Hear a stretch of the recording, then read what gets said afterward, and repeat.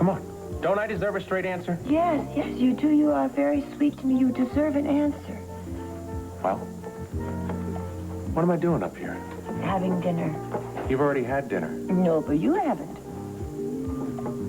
Oh, I see. Then this is all just about dinner. Wait a minute, Pete. I thought you and I had an understanding with each other about this. Yeah, I'm beginning to wonder. No, wait. All I wanted to do was to have a nice, quiet dinner with a friend, and we did. Yeah. And it was wonderful. Uh-huh. That part of it was fine. Except Asa threw the monkey work, the wrench into it. He didn't come bursting through the door. No, I thought Asa would do something. Let me tell you, he would, too, in a minute if he thought you were having an affair. That's what you wanted him to think, isn't it? No, yes. Stop it, Pete. You're confusing. Will you please just sit down? I am going to have another glass. No, you've had enough to drink. No, Pete. Take it from an expert, you've had enough to drink. Now, you talk to me.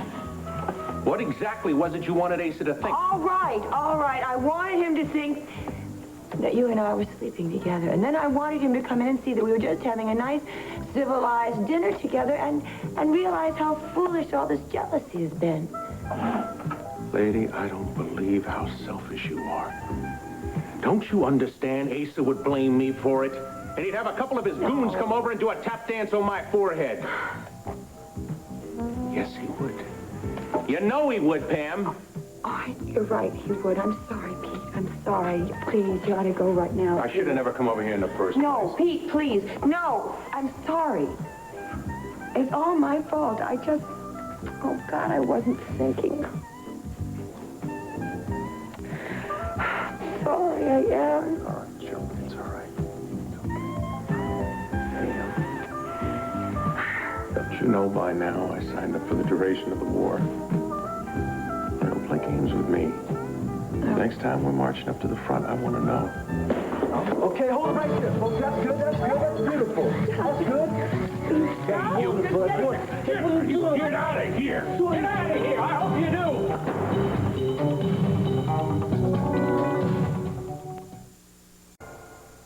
You get the picture? I'm stunned.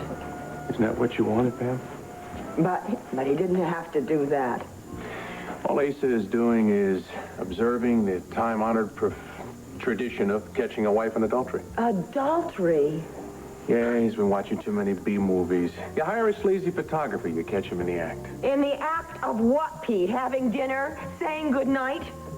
The only reason you're mad is because Asa didn't show up. He sent a photographer. Who the hell does Asa Buchanan think that he is? I'll tell you something, I have really had it with him now. Spies, photographers, detectives. Where do you think you're going? I'm going to go over there and see Asa myself, and I'm going to settle this with him once and for all.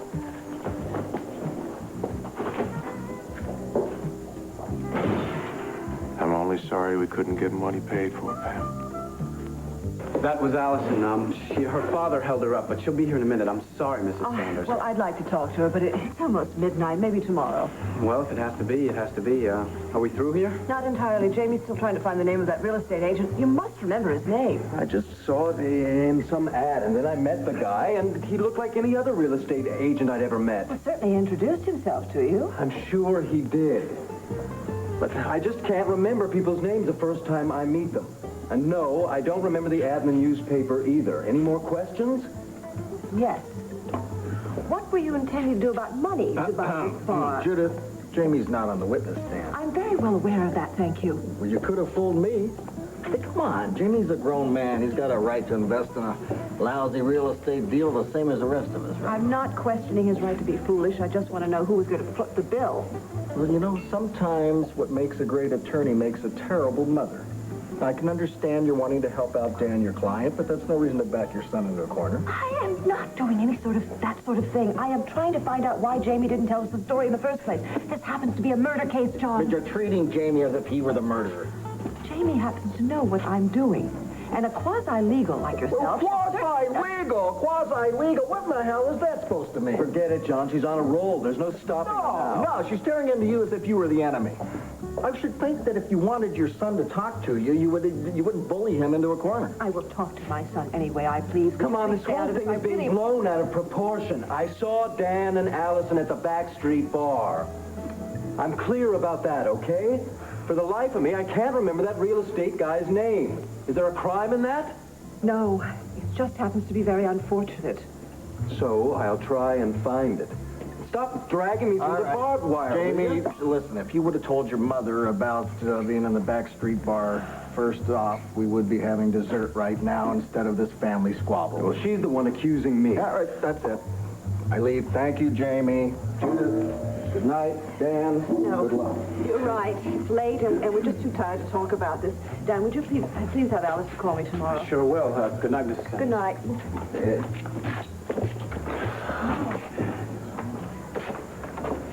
I told you to shut up about seeing me and that guy in the backstreet bar, but what do? You go and tell my mother and my uncle.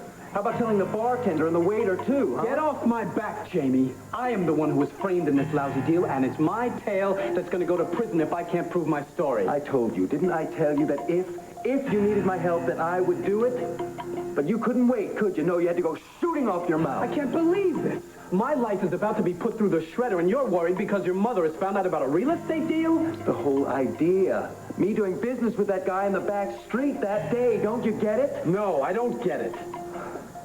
I will testify that I was there, okay? Let's just leave it at that. But you weren't there alone, Jamie. So what? What the hell difference does it make if I was alone or if I was with Frankenstein? Then why do you want me to lie about who you were with?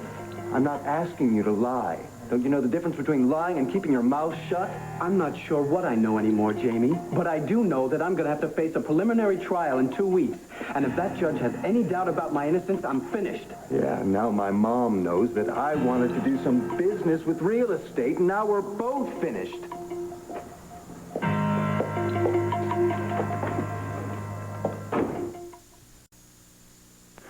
Asa, you're not making any sense. Clint's already agreed to having recording equipment put on his phones. Why can't we do it here? These are my own private business phones. Calls come in from all over the world. Millions of dollars go back and forth every day on this phone system in my house. Nobody's going to interfere with your business. We need a way to record the voices in case the kidnappers decide to call here. This right here, my melon, this'll do it. The mind that God created. I will answer their calls. I will not miss a word. I guarantee that. I don't doubt that, Asa, but we need voice prints for evidence. I will give you evidence. I'll know every wheeze that the suckers breathe. Please believe me. You're leaving us without a real defense here, Asa. You know that.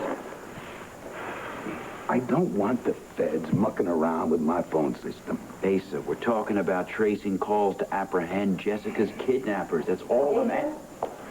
Oh, look who jumped out of bed to come see me. Rafe, would you mind terribly if I had a moment alone with my husband? That's fine with me, Asa. I'll be in touch. Yeah.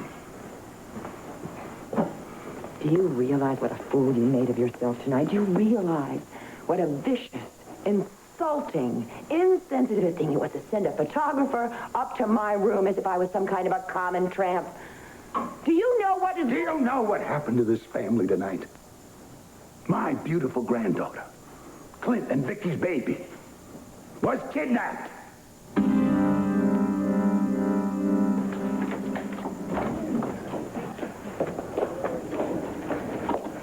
Dan, I am really sorry. My father just kept talking and talking. Okay. You can talk to Mrs. Sanders another time. She had to go? I just hope that I didn't ruin your meeting because I was late. This is the Channel 3 Lake News. Ken Roberts reporting. It's all right. We have plenty of other things to cover. I just hope that Judith Sanders isn't angry with me. Why should she be? I mean, Well- hold on, listen to this. Landview Banner was kidnapped from a bedroom at Landfair, the Buchanan home. A tight lid has been clamped on news of the kidnapping, but it is known that Landview police and federal agents are already on the scene, and a statewide search for the kidnapped baby is underway. I can't believe this. Can you imagine what they must be going through? Authorities are cooperating to analyze evidence found in the nursery from which baby Jessica has been taken. Evidence? There couldn't be any evidence. I wore gloves. What is he talking about? Maybe I dropped something. I have to go through my things. I have to get out of here.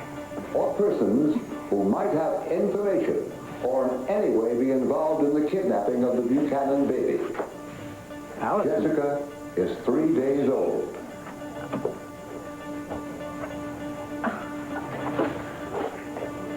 Allison, are you okay?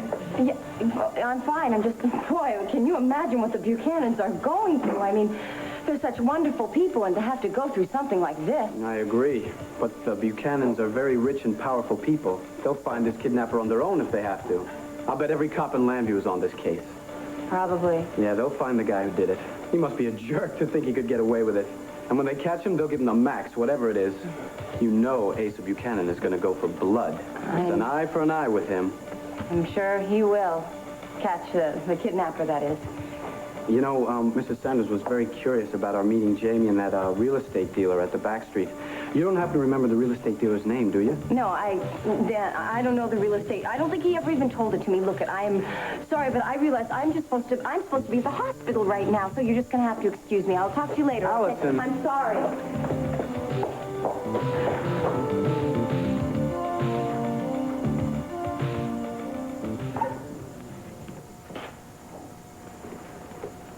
Nothing?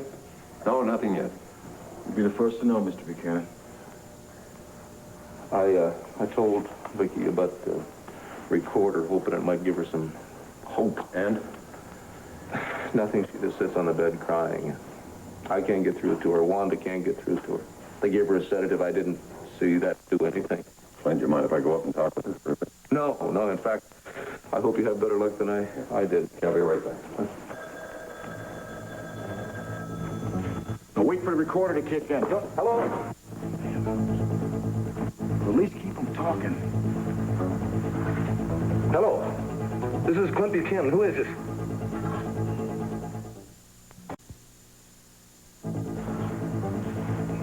Clint, this is Dan. I just heard about the kidnapping on the news. It's on TV already? Hey, who the hell is this? Yeah, Channel 3. Look, I just called to see if there's anything I could do. Anything at all. Look, don't tie up this fine with social calls, Mr. Buchanan. Tell him to get off. Dan, thanks. I'll let you know if anything develops. I'm gonna have to get off the phone, to keep it clear for any incoming calls. Right, okay. Good night. I told you to wait until the recorder kicked in. This is very important. Well, see, she'd understand why he would jump under the circumstances, don't you think, Lieutenant? I was so sure that was it. Now, Clint, why don't you go upstairs with Vicky, all right? If anything happens, we'll let you know. She probably heard the phone ring. I better go tell her that it was just a false alarm.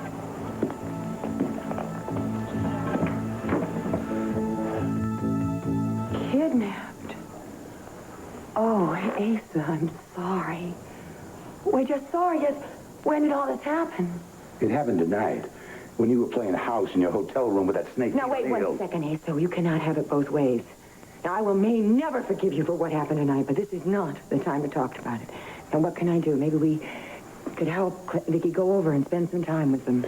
We are going to do nothing. We are not going to help anybody. You no longer exist in the Buchanan family. I will not have an adulteress in my life. How dare you ever say something...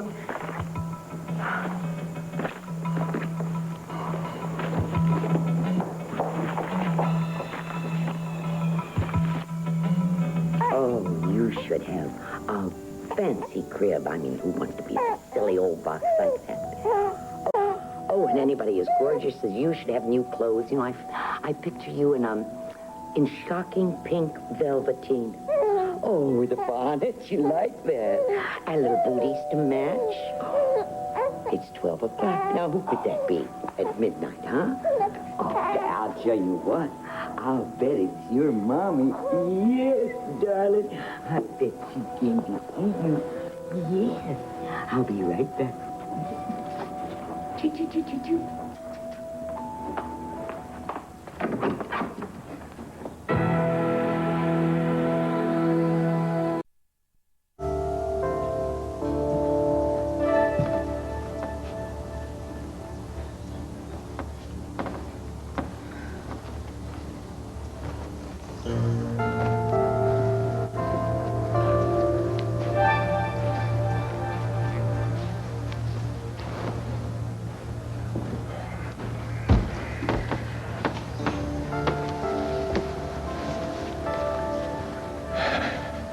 Thinking about Vicky, huh? Yeah, I know. I've been thinking about Clint myself. It makes you wonder if it's worth having kids. And because you love them so much, and then what if something happens and you lose them? I guess that's the way life is sometimes, Tina. You open yourself up to love something so much, you just stand to lose more. Oh, man. Seeing Clint holding Jessica like that, I don't think I've ever seen any man any happier than that. And you want that same happiness, don't you? No matter what the risk? Yeah, no matter what the risk. Tina, when we have a child, he's gonna be the happiest baby ever because he's gonna have you as a mother. Tom, please, say this isn't happening. I wish I could, Dorian. How is Vicky doing and Clint? They must be absolutely frantic. He's upstairs with her, trying to get her to sleep. Not much chance of that. No, I don't think so. As you see, we're still waiting for a ransom demand. There's no sense in waiting for that. That's why I came right over here. I think I have a way to help. Just relax, honey. Let the sedative do its job. I can hear her. Honey. I can hear her crying.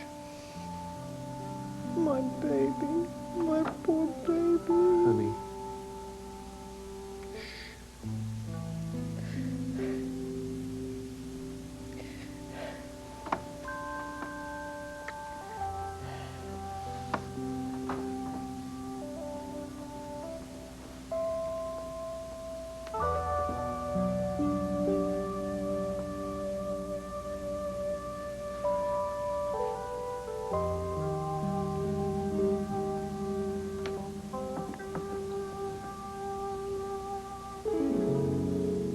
Hello, my beauty.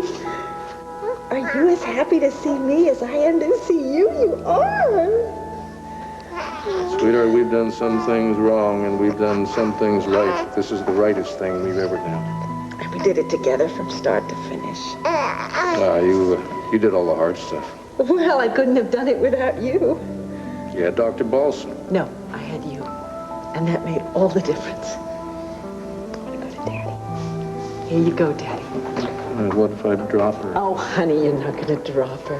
Come on, you have to start practicing sometime. Now, you hold her head. There you go. Go to your daddy.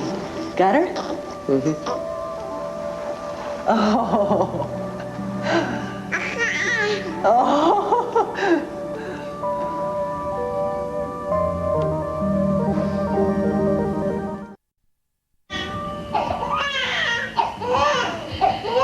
Excuse me, ma'am, but I'm looking for, I'm trying to get the baby to sleep. Sorry, but I need to speak to you. I know most of the local police. You're new, aren't you? Yes, ma'am. There's something wrong, isn't there? Otherwise, you wouldn't be here at this hour. What is it? I'm looking for Allison Perkins. Does she live here?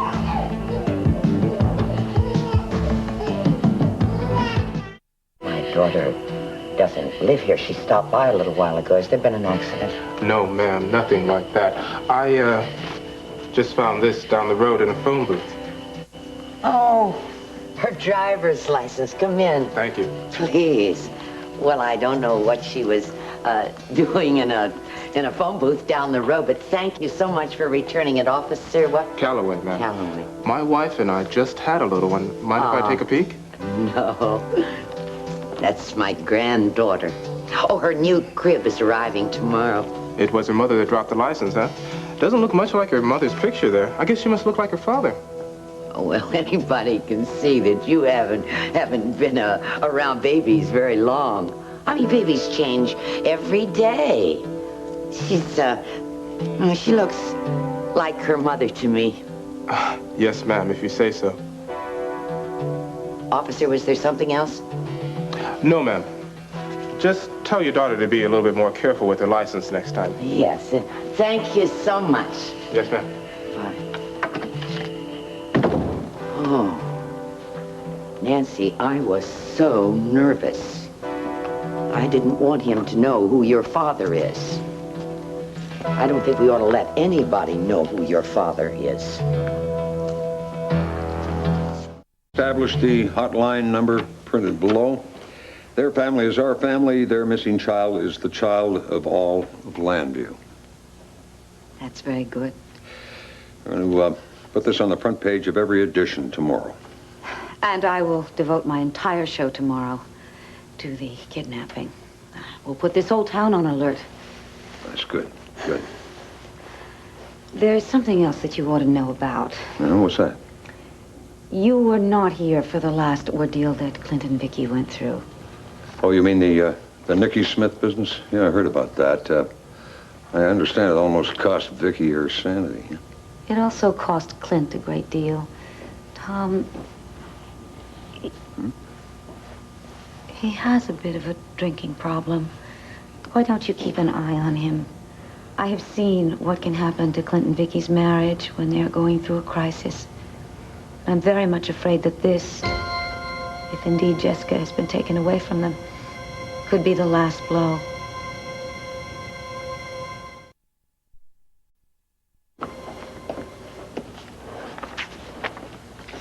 Oh, Payson, thank you very much. Have my things been installed in the yellow bedroom? Indeed, sir. Thank you. I know what you're thinking, Payson. But Mrs. Sanders would prefer the blue bedroom, but she's not going to be sharing my quarters, at least not quite yet. Yes, sir. By the way, I am expecting a very important call from the chairman of the Senatorial Nominations Committee. No matter what time it is or what I'm doing, find me and put that call through. Understood? Very good, sir. Thank you. That'll be all then.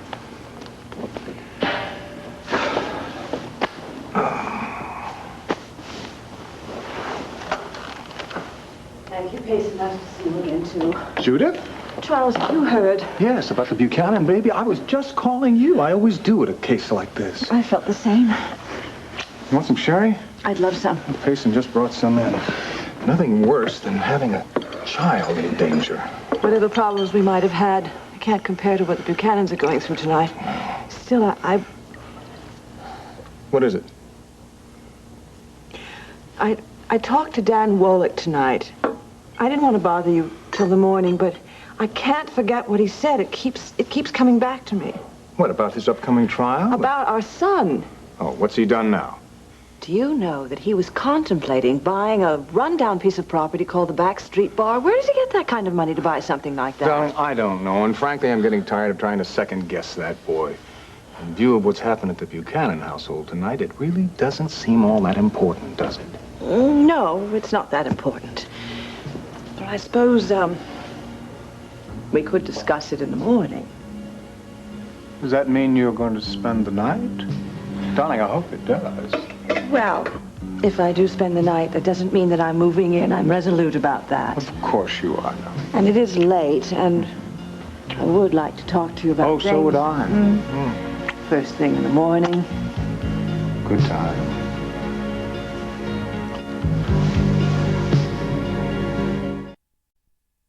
Disappearance of little Jessica Buchanan. The police spokesman would only confirm that so far there's been no ransom demand. In other news, Turn that damn thing off. It's getting me on nervous. the United Nations. What kind of moron kidnaps a rich kid and forgets the ransom? What are they waiting for anyway?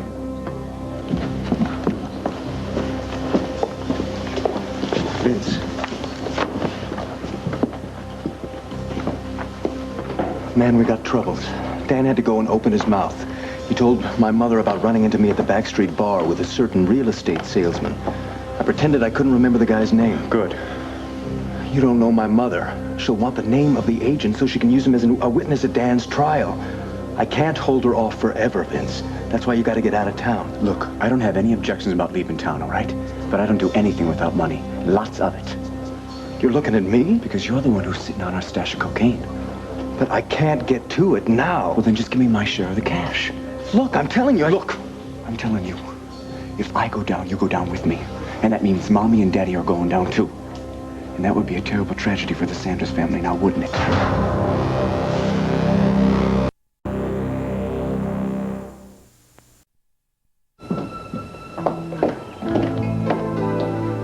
Well, good morning. Aren't you in your element? Like a gem in a perfect setting. Oh, I love this old house. but never more than this morning when I woke up next to my husband. Oh. Could have a lot of mornings like that. What do you say? We make this our home, and a home for Jamie as well. Don't tempt me, please. You know how much it would please me if Jamie joined us? Well, he might just do that if he sees us living together again. You really think it's that simple, don't you? Darling, we have tried living apart. How simple was that? Now look, we have a chance to be a family again, to really look out for one another. Can't let a chance like that slip away. The Foreign Service really taught you well, didn't it? You always say the right thing and shape it to your own advantage. Well, it's to your advantage as well, or am I mistaken? Was I the only one in that bed last night? All right, Mr. Ambassador, another victory. I'll move in. Good. Bravo. Payson? Payson! Payson, please come down here. Charles, you don't have to move that quickly, you know. Why not? The sooner you get in, the sooner you can plan our first dinner party. Payson! Would you please contact the Vernon Inn, have all of Mrs. Sanders' things brought over here right away. Oh, and take Jamie's things out of the blue bedroom, install Mrs. Sanders' things in there. I know that she would much prefer the blue bedroom. Splendid, sir. Thank you. Thank you.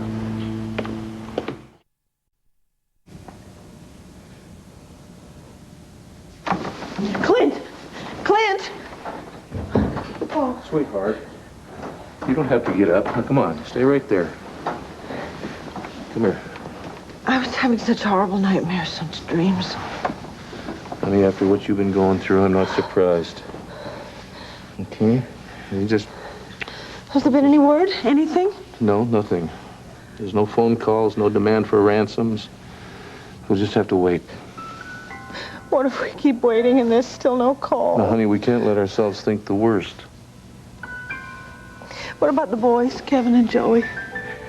They haven't been told yet, but I'll take care of it. I'll take care of everything, honey.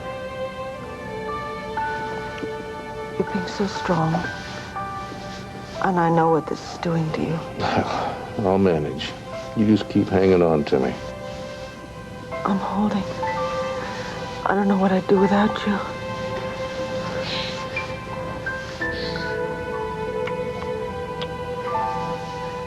Clint, I'm so frightened. I'm so frightened.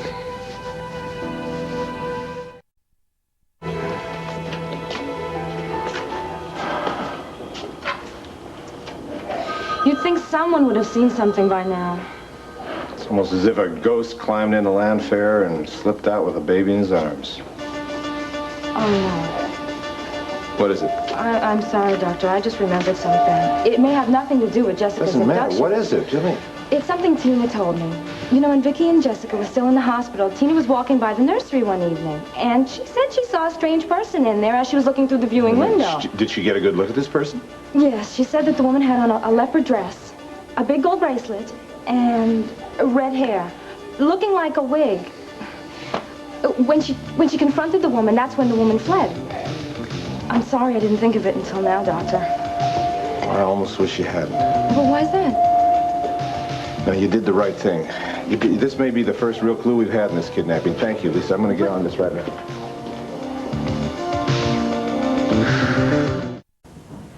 Well, let's hope our editorial and your broadcast lead to bringing the child back. Oh, Dorian? Clint, well? I came by last night. I just didn't want to disturb you and Vicki, though. Tom told me. Thank you. How is she? Why don't you go up and see her? She could use a friend. I'll do that. Thank you.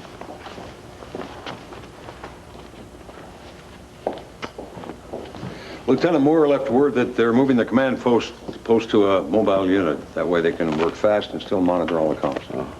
I don't know how to thank you, Tom. Well, for what? I haven't done a damn thing. You were here all night monitoring this phone in case a call came in. So. Well, don't worry about me, all right? Yeah. I'm thinking of Vicki and those two boys of yours. Yeah.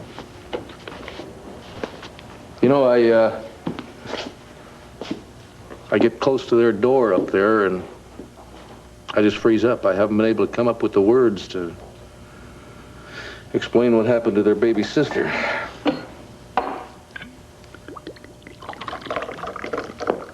Clint. Yeah? Do you think you really need that right now? What? That drink. Do you really think you need it? Last night when Dorian was here, we had a talk, and she explained to me that... Right. She told you I jumped in the bottle a while back, well, right? Okay, get mad, but now how can I let you have a shot of courage at 11 a.m., huh? Really? That's right, really. What are you trying to do, Tom? Be a friend? Want to make something out of it?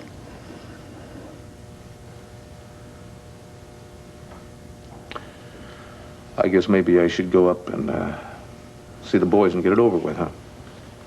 Good man. Clint, I didn't mean to barge in, but your butler said that it would be all right. Chuck! What the hell are you doing here? Well, is that all the greeting I'm going to get? Hell no! Oh, man, am I glad to see you. Lisa, I couldn't help but overhear what Dr. Woltl just said about how they found a new clue. Yeah, well, it's only speculation right now. I wouldn't want to start any rumors. Oh, no, I don't blame you. I just, I kind of feel close to Jessica, and if there's any way that I could help find her... No, I'm sure Dr. Woltl and the police will have it all, under control. I don't even think I should be saying any more right now. So...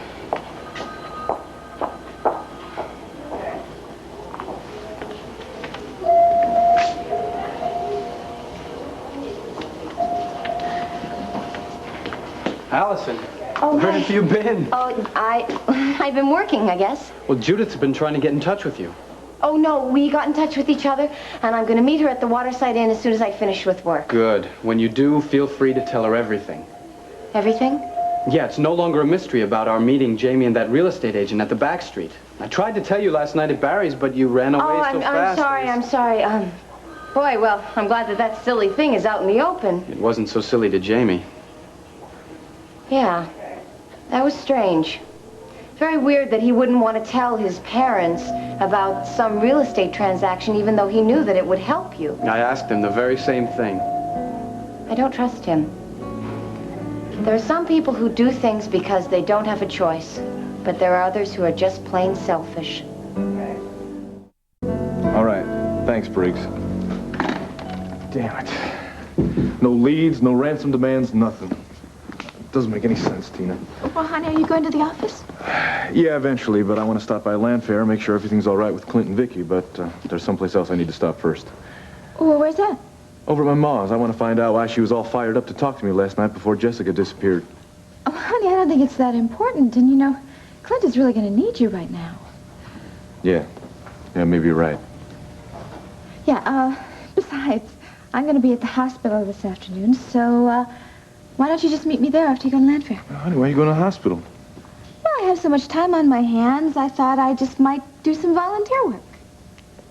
My Tina? An angel of mercy? Is it really so hard to imagine me with wings? Not at all.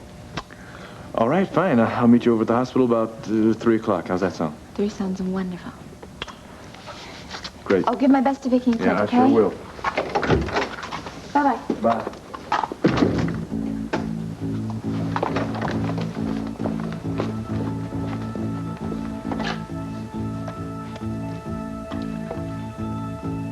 Yes, Maria Roberts' room, please.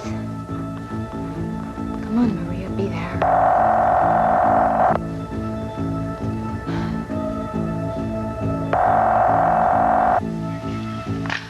Hello? Maria, it's Tina. Now, don't hang up. We have to talk. Tina, I thought I made myself very clear last night. I have nothing more to say until I talk to my son. No, please. Please, you can't talk to Cord until you hear what I have to say. Please, just stop by here just for a few minutes. All right. But you're not going to change my mind about telling Cord the truth. That's what you think.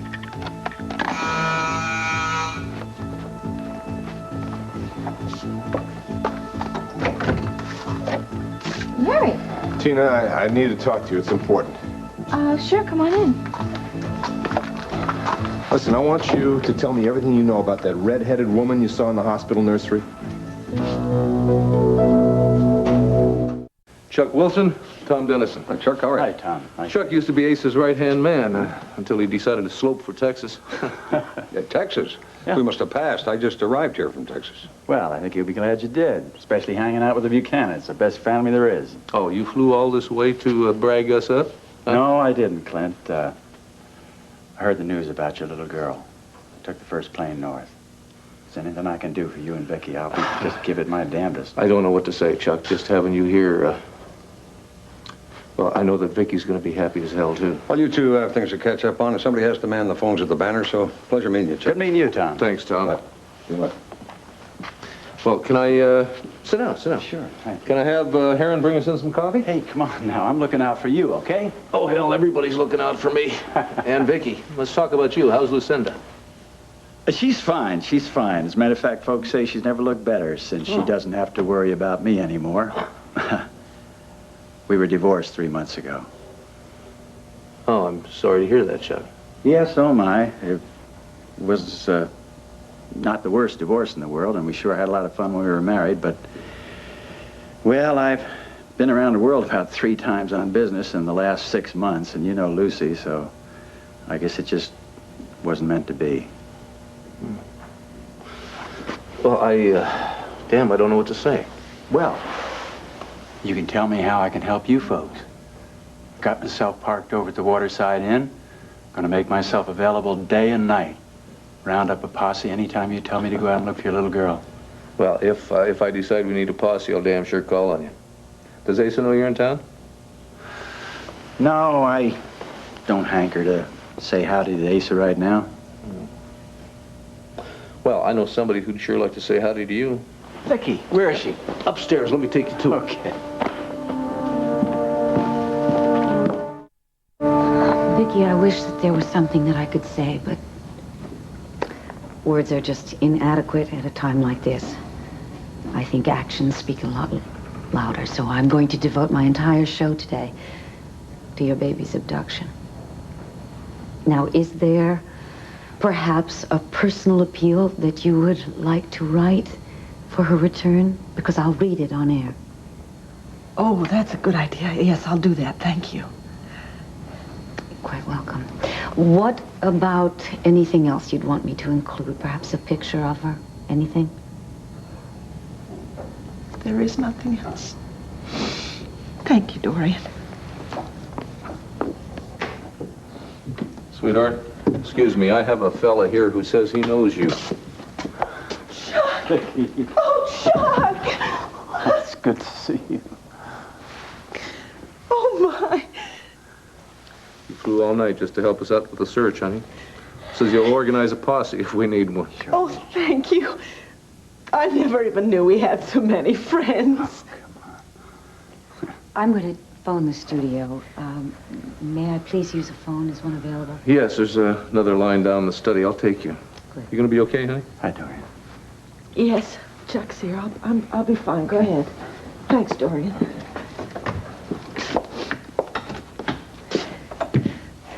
Now, I'm going to say this just once.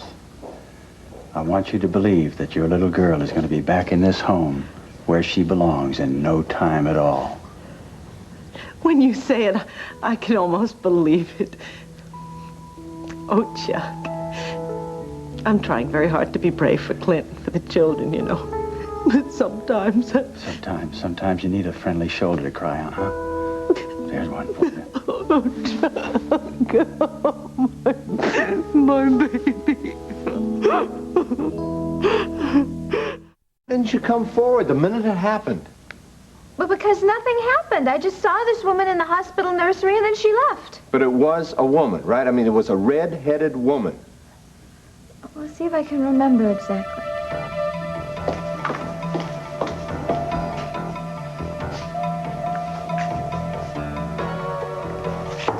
Hey! And that was it. So what did you do after you saw her in the nursery? I went to Vicky's room, but she wasn't there. Look, that doesn't mean anything, right? I mean, maybe she was in the hall or in the lounge or something. Or trapped in the personality of Nikki Smith. I didn't say that. You thought it, didn't you? I Well, I wish I didn't. That makes two of us. Larry, please, you're not going to tell the police my story, are you? To go to the police until I talk with Vicky. But you can't. I'm not going to say anything to her. Tina, I've just got to talk. I've got to ask her questions for her sake and for that baby. I'll see you later.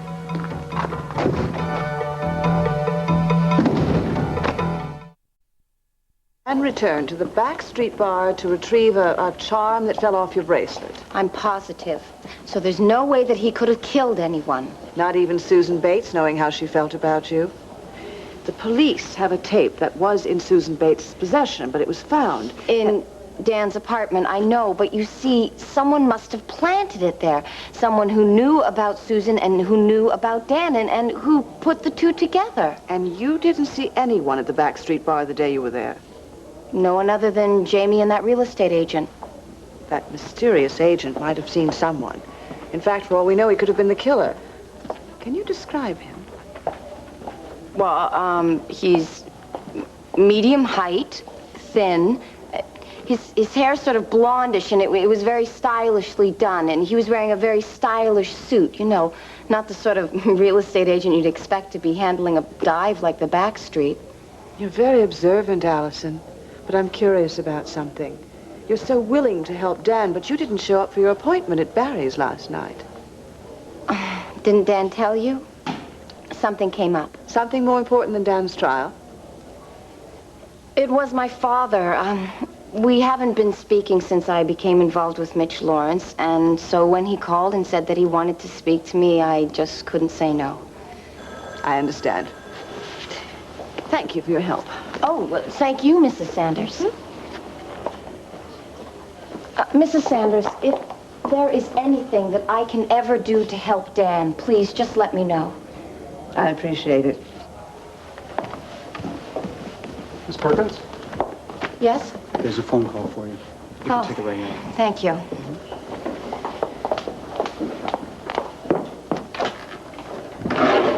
Hello, Allison Perkins speaking. Allison, you'd have been so proud of your mom last night. Mom, is everything okay? Oh, yes, the baby's sleeping.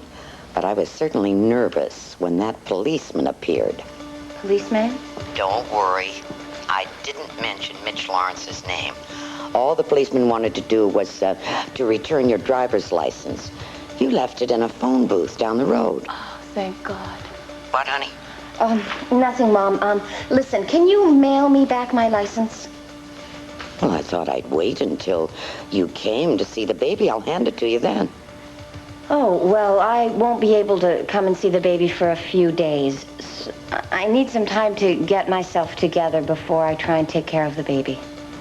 Allison, if you let too much time pass, that baby's going to forget you. I won't let too much time pass, I promise, Mom. And I'll talk to you real soon, okay?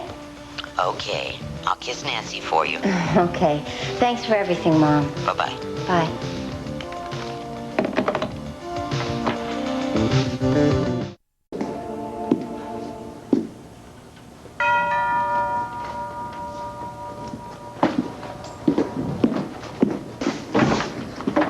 Oh, Larry. Clint, how are you? Hello, Corey. Hey, Larry. Everything all right? Hear anything? No. Look, I want to talk to Vicky. Is she upstairs? Yeah, I'll take you. That's all right. You just stay here. I'll be right back. So, you had a chance to tell Kevin and Joe yet? Yeah. That must not have been very easy. Well, they handled it pretty good, Cord. I don't think I was the best, but... Come on, Clint, you're only human now. You can't be solid as a rock all the time. Yeah, well, when you're talking to a couple little boys about their little sister being kidnapped, you better make them think you're a rock. I know this whole situation is unfair here, Clint, but we just got to keep thinking good thoughts. It's going to work out. Better get back to the studio now. This is going to be one of the most important broadcasts I've ever done. Thank you, Dorian. Clint, Vicky gave me this to read on the air. Whoever you are, I'm sure that you care about Jessica and only wish good things for her. Jessica was only in our home for a matter of hours. But she was in our hearts for 9 long months, and our dreams for much longer. We want our dream returned to us. you don't want to punish or blame, bring her home to us or tell us how to find her. In the name of God, please bring our baby, Jessica Ann Buchanan, back to us. We'll be eternally grateful.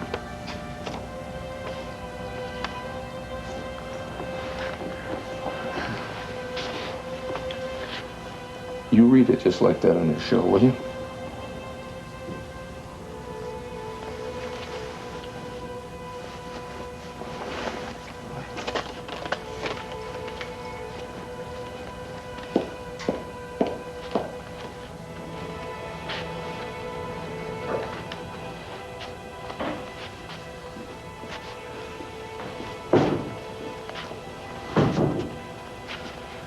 You know, there's days I cuss that telephone for ringing.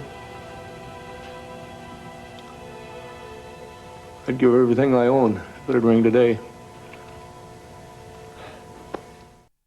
So strange. I mean, Heron was out and Clint was in New York. It's as if the kidnapper knew exactly what was going on in this house yesterday. All right, Vicky, now tell me, you say you'd fallen asleep in the library. I wanted to wait up for Clint. I had to tell him something very important. And I tried to stay up, but I got so incredibly tired. I lay down on the sofa and I fell asleep. And then when he did come home, I was so groggy, I thought it would wait until morning, so I came to bed. And then he went to check on the baby. Okay. And he found... All right, I understand. Oh, I wish I did. Why are you asking me the questions? Do you have some idea? No, not really. Look, I'll get back to you, okay? I'll see you later. Will you go see Clint before you go? Yeah, absolutely. I'll make a promise to that. Oh, come on, baby.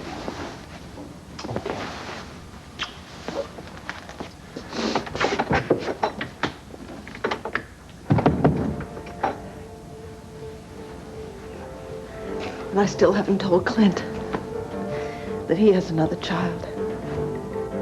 A son he's never known about, Cordero.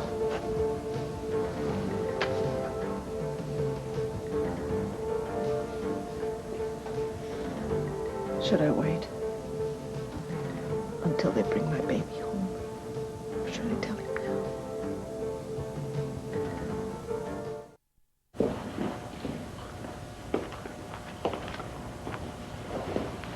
Hey, Cord, where's Clint? Oh, well, I finally convinced him to go out, take one of the horses, and just try to ride out some of his frustration. How's everything going with you? You guys got any leads yet? You have any idea who's behind this kidnapping? It's too early to talk about. Great. Well, look, I told Tina I was going to meet her over at the hospital a little bit later, and I don't like the idea of leaving Clint here all on his lonesome. You gonna be around for a while? Yeah, you can take off. I'll wait around for Clint. Good. Good luck, huh? Thanks. What, are you leaving? Yeah, but I'll be back a little bit. Okay, excuse me, Cord, hang on. Yeah, will you get back to me as soon as you can? And keep this line open. Rafe, I gotta talk to you. There's something Tina said to me. I think you ought to know about it. Just before Vicky and Jessica were to be released from the hospital, Tina was walking by the nursery. She saw, inside the nursery, she saw a red-headed woman lurking around the babies. A redhead? How come she didn't say anything before? I don't know. I'll tell you why. Because I bet you this red-haired woman wasn't a stranger to her at all. You think what I think? Where was Vicky at the time? All right, well, Tina left the nursery. She went upstairs, and Vicky wasn't in her room. You know, just before I came over here, I got a report from Forensic. In examining Jessica's crib, they found a few strands of red hair. Analysis shows it comes from a wig. Oh, God. And we're right. I swear to you, I don't know anything about that murder. You have to believe me. Why? All you've done so far is lie. I didn't kill Susan Bates. I don't know who did. You're right, I was stupid and I was greedy. And I was involved in the drugs, but that's all. Not murder. I'd never get mixed up in anything like that. I never expected you to get mixed up in drugs, either. Do you know how many lives that stuff ruins? Or were you just thinking about how much money you could make? All right.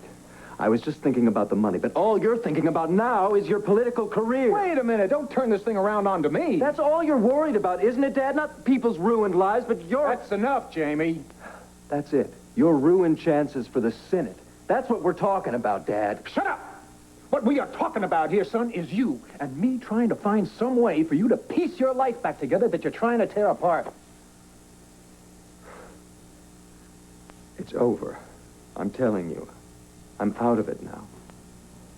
Not if you're hooked on the drug yourself. I was just selling it. I've never touched the stuff. All right. At least I believe that much. You're not going to turn me into the police, are you? I don't know. I should. I sure should. But you're still my son, aren't you? All right, Jamie, I'll tell you what I'm going to do. I am going to burn every ounce of that stuff. And I am going to keep silent about your involvement with it. My silence is not going to come cheap. You are to move into this house immediately. Dad, you won't regret this, I promise. Oh, I better not, son. Part of what you said before was true. And despite what you think, you happen to be more important to me than my career. I'd like a chance to prove that to you. And I'd like the chance to show you that I can learn from my mistakes. Well, it seems we both have a lot of learning to do then, doesn't it, son? No more lies. No more lies.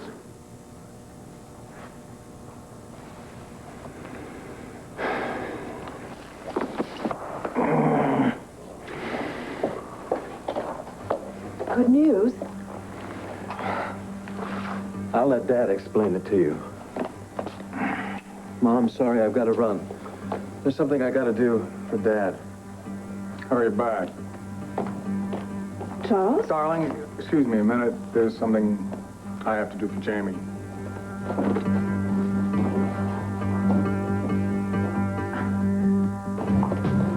Honey, this is exactly what I was afraid of. The minute you start talking about that red-haired woman you saw in the nursery, people are going to start thinking the worst.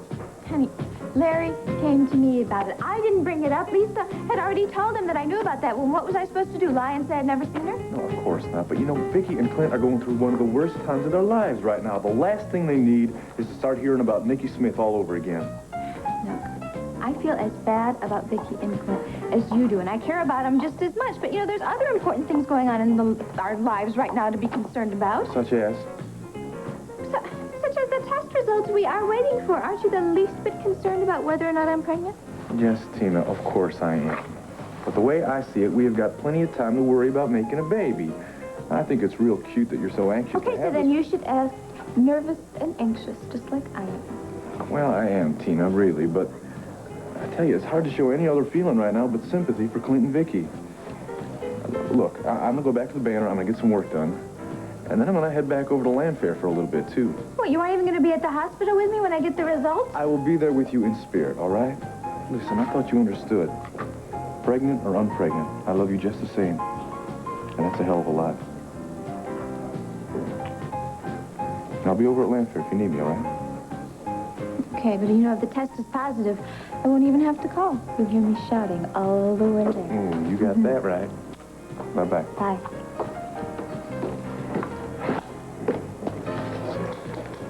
Tina, you got a minute? Really? No, not really. Actually, I was just on my way up to my suite. Oh, it won't take long. I just want to ask you a couple of questions about Nikki Smith.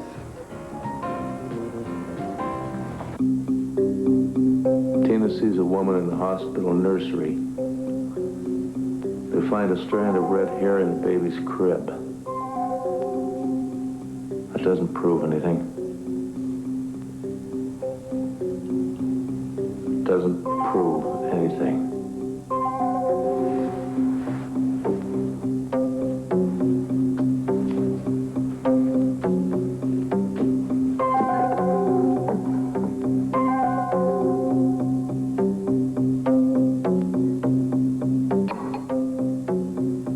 been another woman with a red wig. Could have been a million women.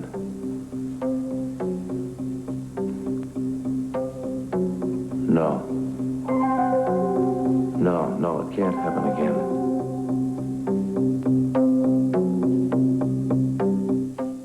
So, Rafe, why ask me? Lots of people knew Nicky Smith. Yeah, well, you were her closest friend, weren't you? Well, yeah, I guess you could say that. And I guess you could say you know her better than anyone then. Details, Tina. I want you to tell me everything you remember about Nicky. Larry put you up to this, didn't he? He thinks that she came back to steal the baby. Why don't you let me ask the questions? When Nicky first came back, what was her attitude towards Vicky? Was she reconciled to giving in? Reconciled? Are you kidding? No, she wanted to get rid of Vicky so that she could have... So that she could have what, Tina? So she could have Clint. She wanted him all to herself. You think she was capable of loving him? Look, I know you don't understand this. I mean, not too many people do, but Nicky is a... Nicky was a very loving person. If anything, she loved too much. Too much? Well, yeah, she wanted to get rid of the Vicky partner so she could live her life herself. In fact, she had a passion for life that few of us ever know. Did she love Clint the same way? Well, she denied it. And she tried to resist it, but eventually her feelings for him won out. Yeah, I'd say she loved Clint. I'd say she loved him like life itself. Enough to make her come back. Look, that couldn't have happened. It wouldn't be fair. I mean, not after everything Vicky's been through. Tina, I didn't ask if it was fair. I asked you if it was possible. Could Nicky Smith have come back to get Clint back? I hate to say it, but... yes, I guess it's possible. Thanks. You've been very helpful. But I hope I didn't say too much. I mean, I can't prove anything. No one said you had to. I know, it's just...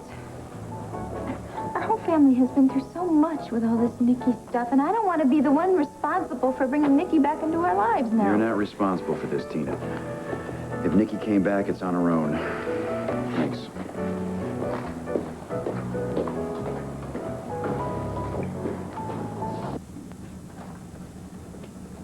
Asa, I hope you don't mind my not waiting to be announced. I'm on very much. I thought I made very clear you're no longer welcome here. I didn't come here to disturb you, Asa. That is exactly what you're doing, so turn around and vamoose. I was concerned about Clint and Vicky. How are they holding up? Is there anything I can do for them? All right. Is there anything I can do for you? You can leave, madam. That is what you can do for me. Look me in the eyes when you throw me out of our house. Our house? This woman needs more than one house. Don't you have a little cozy love nest at the Vernon Inn? Looks real swell in the pictures. Oh, by that you mean the pictures that the photographer you hired took. All right, then. Asa, there you have it. Proof. Pete and I are not having an affair. The photos do not prove a damn thing. We were having dinner. We were totally dressed. People usually get dressed after a love affair. They also have powerful appetites. All right, you don't even want to believe your own eyes, do you? You just like to remain suspicious. I know the man was in the room alone with you. That's all I need to know. Yes, he was in my room. Yes, we were having dinner. And yes, we were alone. And if that constitutes infidelity, then you and I do not speak the same language. Amen to that. Adios. Au revoir. Arrivederci. Well, you can say it in Russian, but you're not going to get rid of me that easily. Not until I have had my say. And I have heard everything I care to hear from you. No, you have heard everything you want to hear, and you believe everything you want to believe. Well, I came over here to reach you one last time, and guess what? I'm not going to leave until you have heard the truth. That's fine, because then I will leave, and I work better in the study anyway. You idiot! Pete and I were not having a damned affair. I just set it up that way. Make you think that to get even with you for your damned jealousy.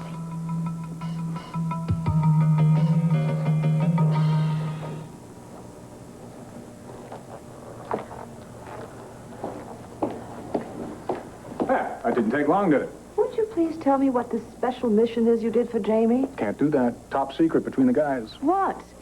Darling, he just had some old papers that he wanted taken care of, and I told him I'd do it for him. That's Couldn't all. the servants do that? That's what they're paid for. My dear, it was a ritual between my son and me. That's all. Symbolic of burying the past and starting afresh. Charles, I want to know the truth. Jamie ran out of here. You ran out of here. What is going on? Darling, don't worry about it. Jamie is on his way to get the rest of his things and bring them here. Is he moving in? He is indeed. That is the best news I've heard all day. Make that all year. What turned him around? His father turned him around. May I propose a toast to the Sanders family? May it remain together. But he was so adamant about his independence. Darling, he's not all that difficult to reach. I was just able to point out that it would be in his best interest if he moved in with us. No wonder you're so successful on the diplomatic front. If you can negotiate a ceasefire with Jamie, you can do anything. Not quite anything. Just think about it. Jamie living with us, a whole family together again. I was beginning to get worried. So was I. Began to think your life was being taken over by your ambition. This house, the reconciliation, reuniting the family, all that talk, which I thought was just talk, and now I know better. I love you, Charles. I love you too, Judith. And I love this family. And I'm going to make up for all the lost time and all of the mistakes. You just made up for a lot of it.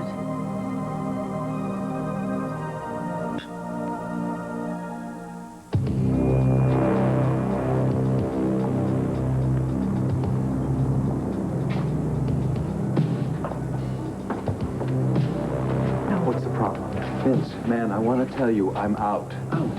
Out of what? The crack ring, manufacturing, distribution, sales, the works. Really? It's gotten too much. I want to get out while I still have the chance. You understand, don't you? Yeah, I understand. And I appreciate you coming to me and telling me this. All I have to say is you're not out until they carry you out in a box.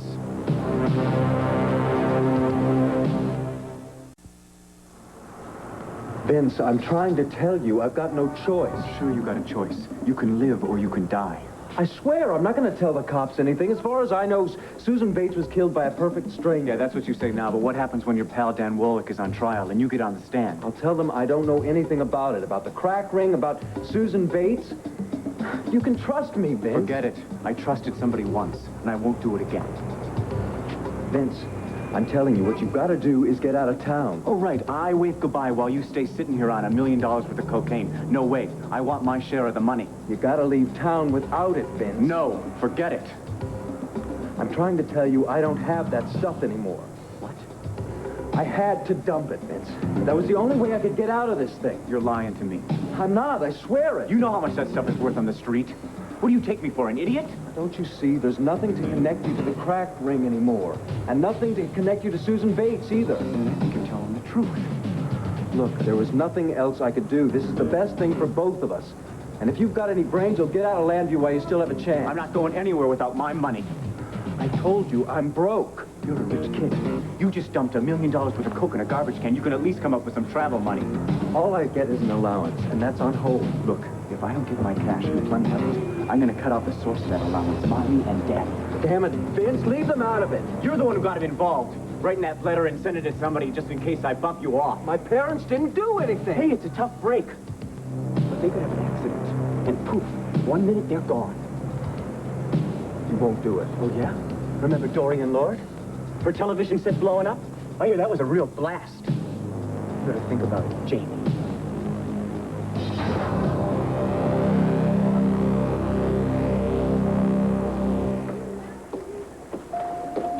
Tina, how did the test come out? Oh, I'm sorry. Yeah, I guess Cord was right. Dr. Balsam says I'm not even slightly pregnant. Well, I think I also heard Cord say that you have lots of time to make a family. I know, but I wanted to have one right now. But Dr. Balsam says I'll just have to keep trying, and the more I think of it, that's not all bad either. Oh, Tina, listen, I was wondering, you said you saw a redhead in the nursery? Not you, too. Listen, I don't want to talk about that, all right? Oh, I don't blame you. I mean, with something as sensitive as Jessica's kidnapping, certain things should remain confidential. Well, I'm glad you understand. Oh, I do understand. That's why, I was wondering who else you might have told so that maybe you could tell them to keep it under wrap, so it wouldn't Oh, get... there you are. Yeah, did he use on the baby? No, not yet. I have to talk to you. Excuse us. Clint, that was very rude. We were talking. Rude? You haven't seen anything yet. Look, I know you are very upset right now, all right? But that's no reason to take it out on me. Now, what is it? But it always is, Tina. You and your big mouth. Now tell me, why are you spreading rumors about Nicky Smith? You're going to have to do better than that, lady. It's the truth, Asa. Or don't you want to believe the truth? Are you so used to telling lies that that's all you believe? What I don't believe is you. And anything that comes out of that two-timing mouth of yours. So you get something through your thick skull. I am not two-timing you. I just made it look that way to give you a taste of your own medicine. Oh, I knew you'd have to say something like this when you were caught red-handed. I suppose you and Pete O'Neill were exchanging recipes all this time. For heaven's sakes, leave Pete out of this. I'd love to. But he keeps putting himself between us. It is our marriage, Asa. And if we're going to have any chance in this world to make it work, it is up to you and to me, not Pete O'Neill. Why not? He's the one that drove the wedge between us. Oh, don't be ridiculous. You know, I'll tell you something, babe. At least you've got nerve to face me with what you've done. But what kind of a man you got there, under the sheets, shivering and sending his woman to do his dirty work? I am not Pete O'Neill's woman. And I am not your woman either. You got that right. I am the woman that married you because she loved you, and I thought you loved me. Don't you ever use the word love in my face. All right. How about the word trust, Asa? Because a good marriage needs both love and trust. And I'm beginning to see how much of both of those I get from you. None. It's my fault that you're slipping out the back door to play adulteress. Oh, well, it would really deserve it if I did. I have been faithful to you since the day I met you, and Lord knows why. I haven't even thought of another man, and look what it has gotten for me. Look. The dandy clothes, the grand house, and the grand, bank account. That's really all you can think about, isn't it? What I wanted was a marriage with a man who loved me and trusted me. I didn't want your money. I wanted you. Then why did you throw me over for Pete O'Neill? Oh, how good. Oh, I've done absolutely everything I can to try to get through that egotistical and arrogant thick skull of yours. All right, you want to throw me over? Okay. I'll throw you over. At last, the truth. Well, here's a little more truth for you to bite on, cowboy. You do not deserve me. You do not deserve the love I have for you, or the trust I have for you, or anything else. And I do deserve better than you. So in your own words, darling, adios, au revoir, arrivederci.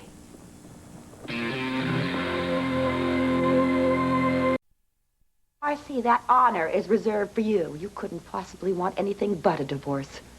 Don't tell me what I want, woman. I'd hoped I had a loyal and faithful wife. We have been through that already. I am not having an affair, Asa. And all that I ever wanted was for this marriage to work. Now, I am not that innocent girl who believed you were Jeb Stewart, a sea captain. 10 years it took me to be that foolish. But I have my eyes open now. Excuse me. Hold it, Pamela. It's not over yet. Oh, really? Is there something you want to say to me? Perhaps in a lower tone of voice? Oh, this is going to be real quiet. It's written in this document. Here. Oh, really? So what is this document? Well, it's just a little, pre-divorce agreement. Pre-divorce. In other words, you have been all set for me to come in here and say it was over. You see, I know how a woman's mind works, Lee. Oh, yes, that's right. I forgot. You have a lot of experience in divorce. Let's see, what you'd like me to settle for is for $1 million. Have you signed that, honey? We'll avoid a messy alimony hearing, and we'll come out of it friends. Oh, Jessica. Oh, my baby, where are you? Are they taking good care of you? I hope you know that we're doing everything we can to get you back. To bring you back home where you belong, with your family, with your daddy and me and your 2 brothers. Your 3 brothers. I wonder if Maria told Courtney that he's Clint's son. Vicky? No, you hold on. I don't want to talk to you when you're this angry. How do you suppose I got that way, Tina? Not only, it's not bad enough that my baby daughter has been stolen. Now I find out that you're spreading rumors that it was Nicky Smith who stole her. I'm not spreading rumors. Then why is it that Rafe Gerritsen pointed to you as the source? Look, this is what happened, all right? Every time, Vicky and I start to think we see a glimmer of hope that maybe you are a human being capable of feeling human emotions, you blow it. And don't tell me that you're not aware that accusing Vicky of turning back into Nicky Smith couldn't destroy her completely.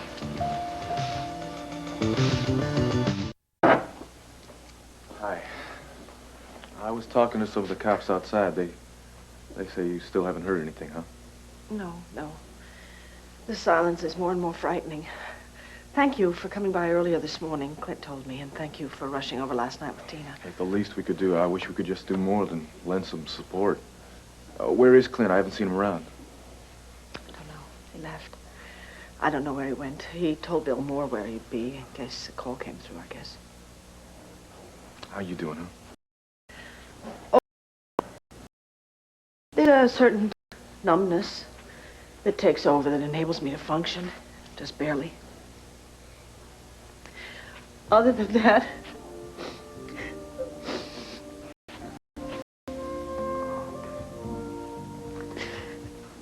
you know, Cord, you're a very delightful young man.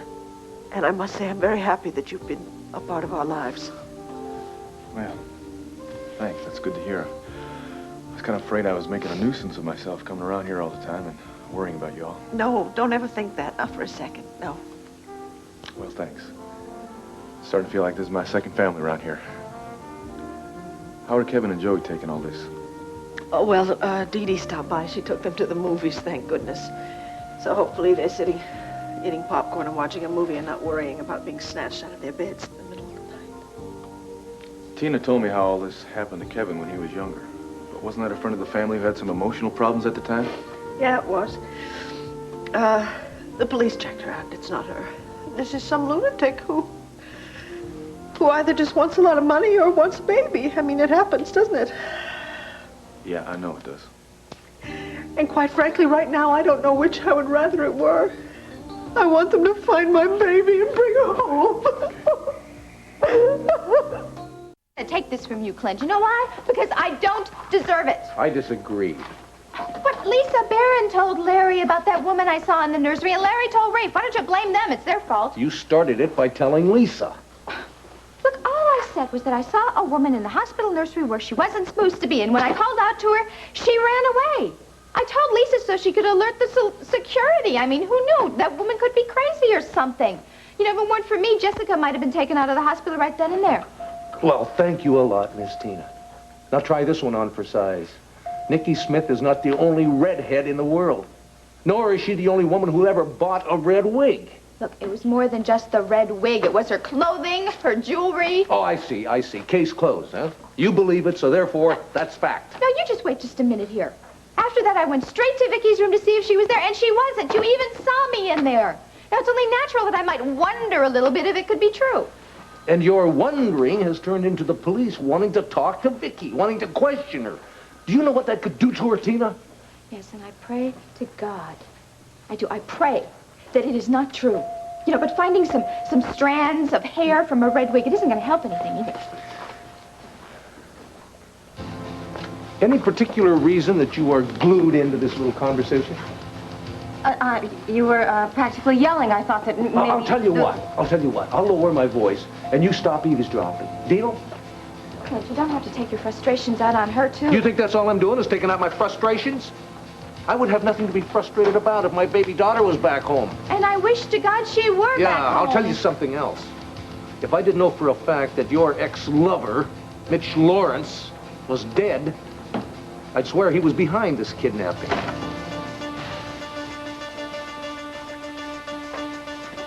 Look,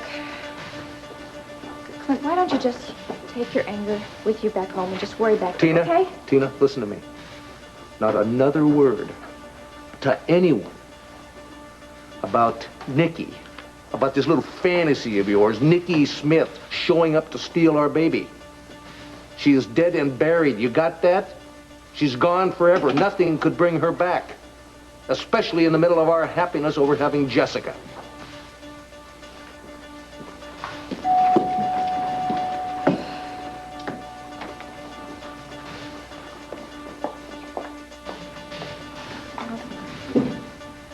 Look, I want you to know that I understand what you did. And I know why you did it. What are you talking about? How could you know? Well, it's obvious. It's like when you can't take your eyes off a burning building. Oh, yeah, I just thought that maybe I could jump in, maybe I could help you. Oh, forget it when he's lost his temper like that. I mean, really, he just wants to get a hold of that monster who kidnapped his baby, and if he can, he'll just take it out on me. Well, no doubt it's a tragedy, but why would he be turning on you? Allison, believe me, it is a long story. I mean, you have to remember, the worst thing that ever happened to Clint is when Nikki took place of Vicky. Well, you know the whole story, right? Oh, yeah, I read about it in the papers. Well, yeah, I mean, and Clint went through hell through the whole thing, especially when Nikki was pretending to be Vicky, so you can see that. I mean, he just couldn't bear the thought that she might be coming back. Yeah, I know. I mean, you just want to be realistic. Right. Oh, Allison, you know, I really can't bear it either. I mean, I do know that it's possible. I mean, the doctors never said that it would never happen again. It's just that I can't believe it would happen now when everybody's so happy and everything. What do you think? Well, I really don't believe it. I mean, I know well, I'm not as naive as Clint to think that it could never happen and think that it's impossible. Look, he is my brother-in-law, and so I want to apologize for his attacking me. Oh, no, it's okay. No, I know how hard it is for you right now, especially because you don't want anybody to remember that you were associated with Mitch at all, and all of a sudden you're just constantly being reminded. Well, yeah, it's not very nice. I mean, I always feel terribly guilty and ashamed all over again. Well, of course. But you know, Clint did mention something, and I have to say I did think of it, too. What's that? Well, if Mitch weren't dead, I would think that he was the one who'd kidnapped Jessica. Oh, Allison, you still want to believe there was a shred of humanity in the man, don't you? Believe me. I mean, if he would have thought it would serve his purposes, he would be capable of doing anything. Oh, I find it hard to believe that he would do something like that. He'd do it with the police.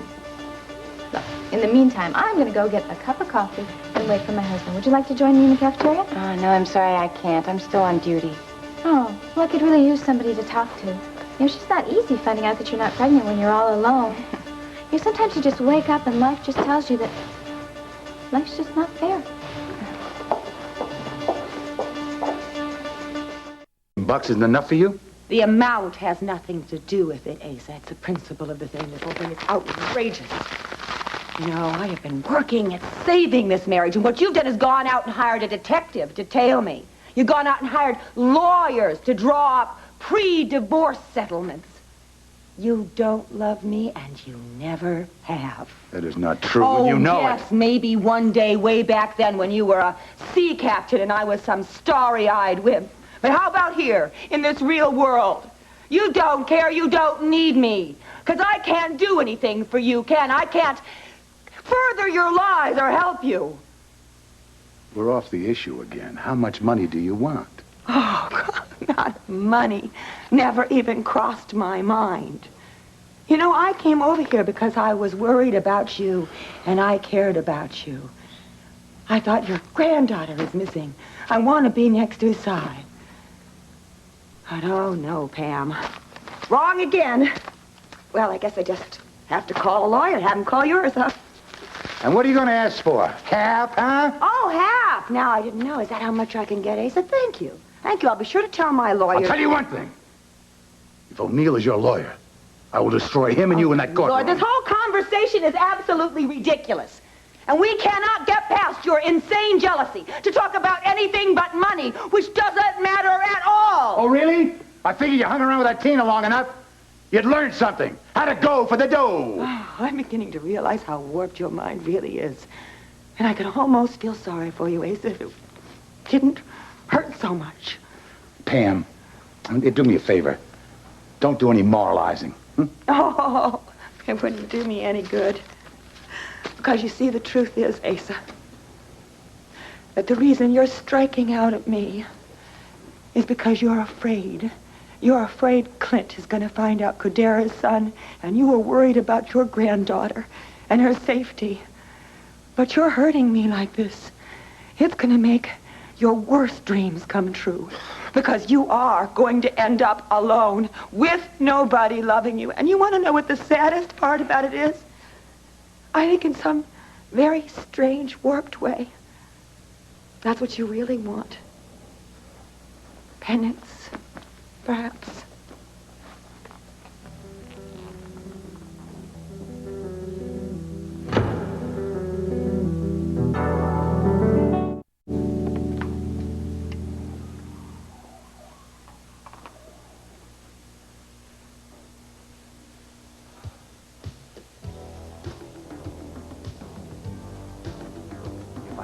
Cash and plenty of it. I'm gonna cut out the source of that allowance, Mommy and Daddy.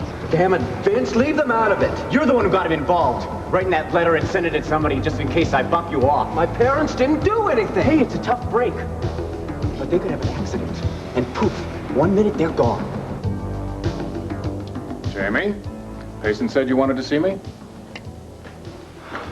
Yeah, Dad. I certainly hope it's to tell me that you severed all of your drug connections. Well, yeah, pretty much. Meaning? Meaning I have a few debts to pay off, to be totally clear. And you're asking me for money? Dad, I know. But if you hadn't destroyed the coke, I could have sold it to get the cash I need. Jamie, hold it right there. You just don't seem to have any conscience about what you did, do you? It's not that. Don't you realize that you were in the business of destroying people's lives? Will you listen to me for a minute? I know all that. And I'm genuinely sorry I stupidly got tangled up in it, but these guys don't let you just walk away. Oh, and that didn't occur until just now that you know that. That's right. So I'm stuck. I need cash, lots of it. Sell your car. Dad! Sell your car, Jamie. You're lucky I didn't tell your mother. She'd have had you thrown in jail. What do you think this is? You think I'm a bank? You're not getting any more money from me. Sell your car. But there's no time for that. Then I suggest you get right on it, son. Hi, darling. Hi, Don. Oh, Jamie, you're here. That's wonderful. Are you moving all your things in? Well, I'm sort of in the process. So am I. Why didn't you get somebody to help you, honey? Well, there are some things I wanted to bring over myself, like my paper and my jewels. Would you help me get some things out of the car? There's something I promised I'd do for Dad. I have to make a telephone call. You make the phone call, son. Get that done. I'll help you, darling. Come on. Thanks.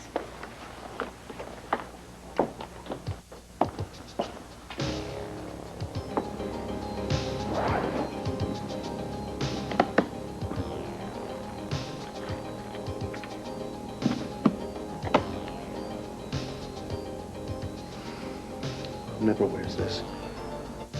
Hopefully she won't notice.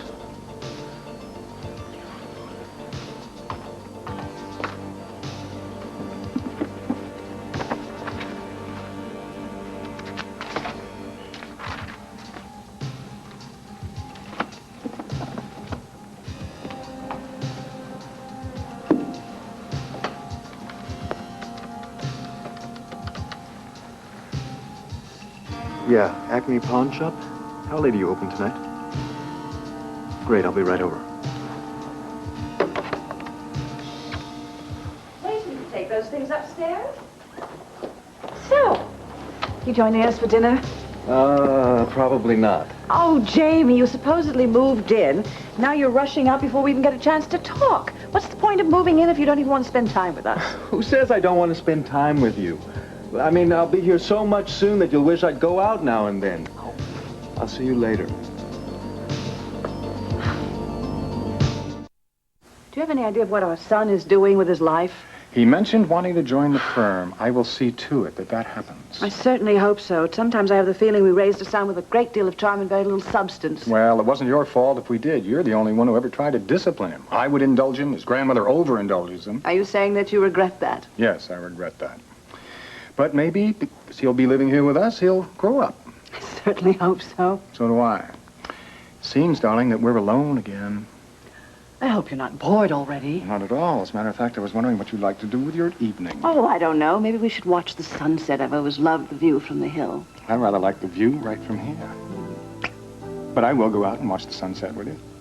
Rather than go out, why don't we just stay home like an old married couple and get into bed and watch television? Darling, if that ever leaked out to the media, it would ruin our image. But that's what's been wrong with our image. That's what's given us all the trouble. Okay, to the sunset first.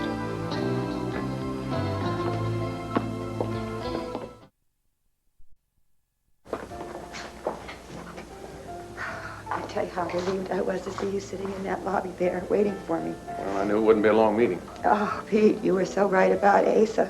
God, I feel like such a fool. Come on now.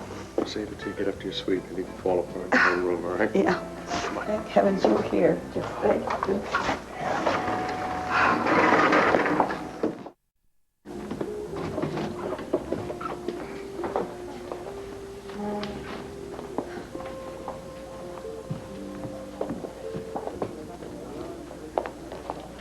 Dorian, your choice of meeting place is a little odd under the circumstances. Are you okay? I will be in a minute. You suppose the management of this place hired an exorcist to clear it up? No, I do believe that you played that role, dear. Did I just hear you call me dear? Does that mean you still think of me fondly? Well, of course I still think of you fondly. Once I get past that mental image to want to strangle you. Do you mind if we sit down?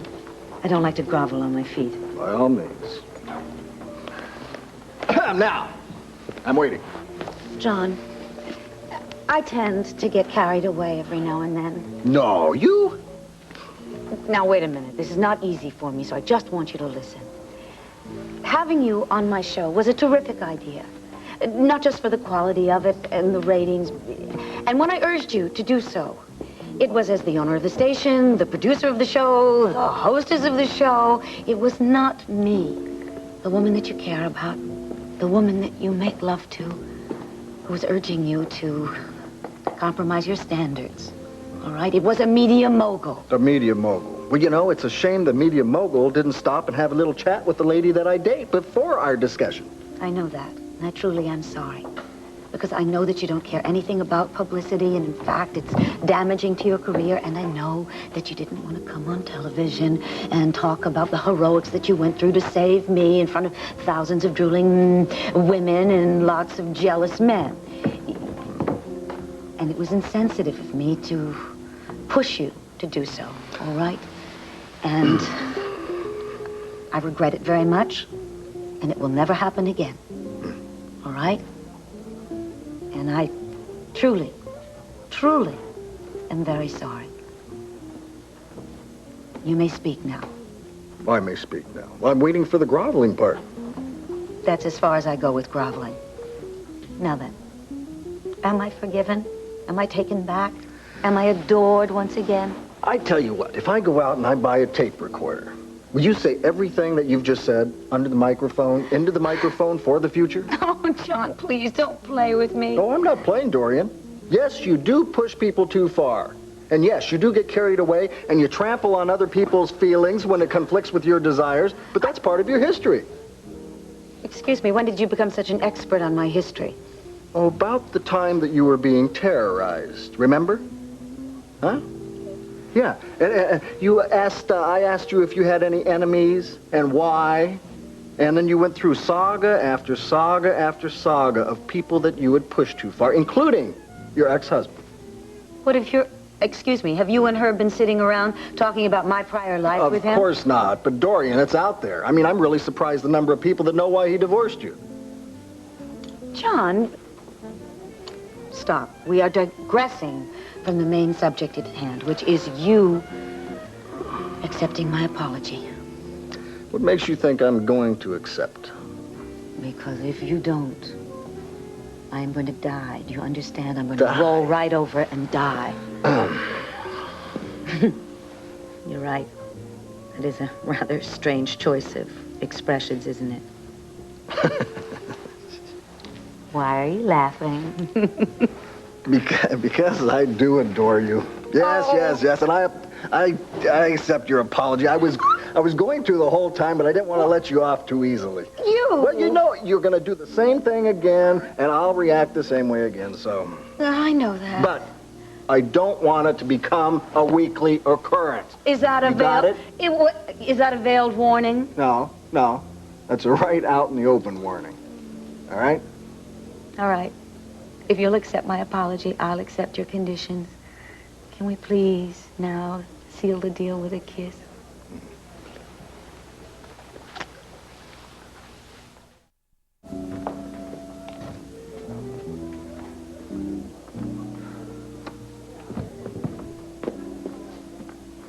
And then Cassie goes on to say, David and Jenny are planning a holiday in Paris at the end of the month, and I may stay for that.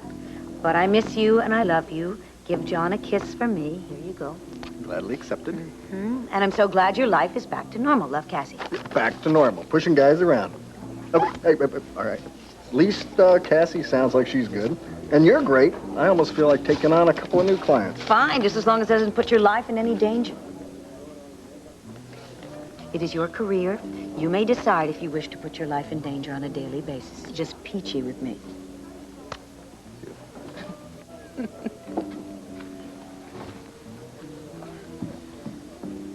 Dorian!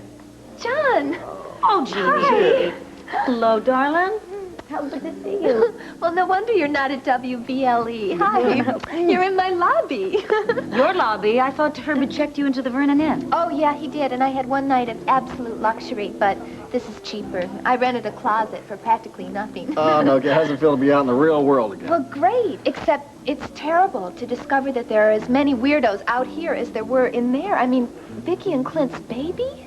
Yes, it's just too horrible to even think of. Did Vicky tell you that I was visiting her last night and we talked about Jessica and then she got kidnapped? It's too spooky. Yes, fact, maybe we better not even talk about it. We'll all end up in tears. So, Jeannie, what were you doing over at WVLE? Oh, well, I came to ask you if you had any kind of a job that I could do. I mean, I can do anything from sweep the floor to anchor the nightly news. Oh. Well, of course, I'll see what I can find for you. Oh. You could probably use another secretary or a gopher or something as busy as you are. Always. Do you type? No, but I can run a copy machine, and I'm great at answering the phone. Dorian Lord's office? Who's calling, please? No, she's not in at the moment. She's at a meeting. May I take a message? And I make great coffee, or at least my husband used to think so. But then again, my boyfriend, you know, the one who forged all the checks, he didn't like my coffee, but... Well, sweetheart, I will just do some investigating, and I'm sure we will come up with something to utilize your many talents. But, speaking of my station, I am due at the Vernon Inn at this very moment. I have to do a pre-interview with my guest for tomorrow's show. And I've got to get moving myself. Jeannie, why don't you meet me first thing tomorrow morning? Okay, 8 o'clock, I'll be there. Make it 10. Do you need any money? No, Herb lent me some money, and I have enough to last about 24 more hours before I have to mug somebody. Oh, not funny, Jeannie. Little jailhouse humor. Live without that. Thanks a lot, Dorian. Yes. I'll see you tomorrow. Okay, honey. Okay. Ciao.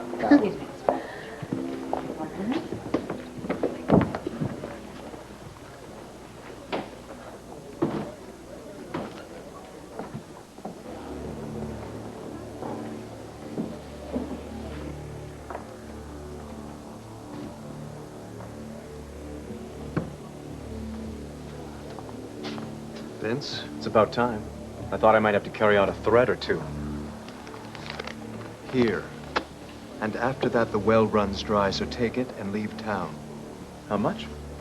5,000. You leaking brains? Listen, man, I had to pawn a diamond ring of my mother's to get this, and I can't get any out of my dad. Look, you still have the coke. I told you, it's gone. No more. This is it, Vince. Time to split.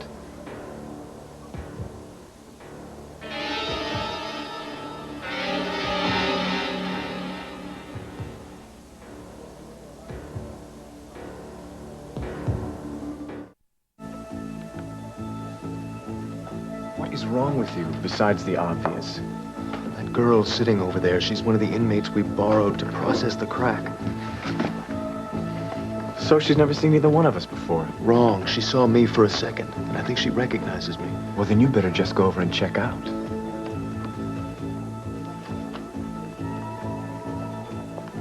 Excuse me, miss. Yeah? I thought for a minute maybe we recognized each other from somewhere. I never saw you before in my life. My mistake. Sorry.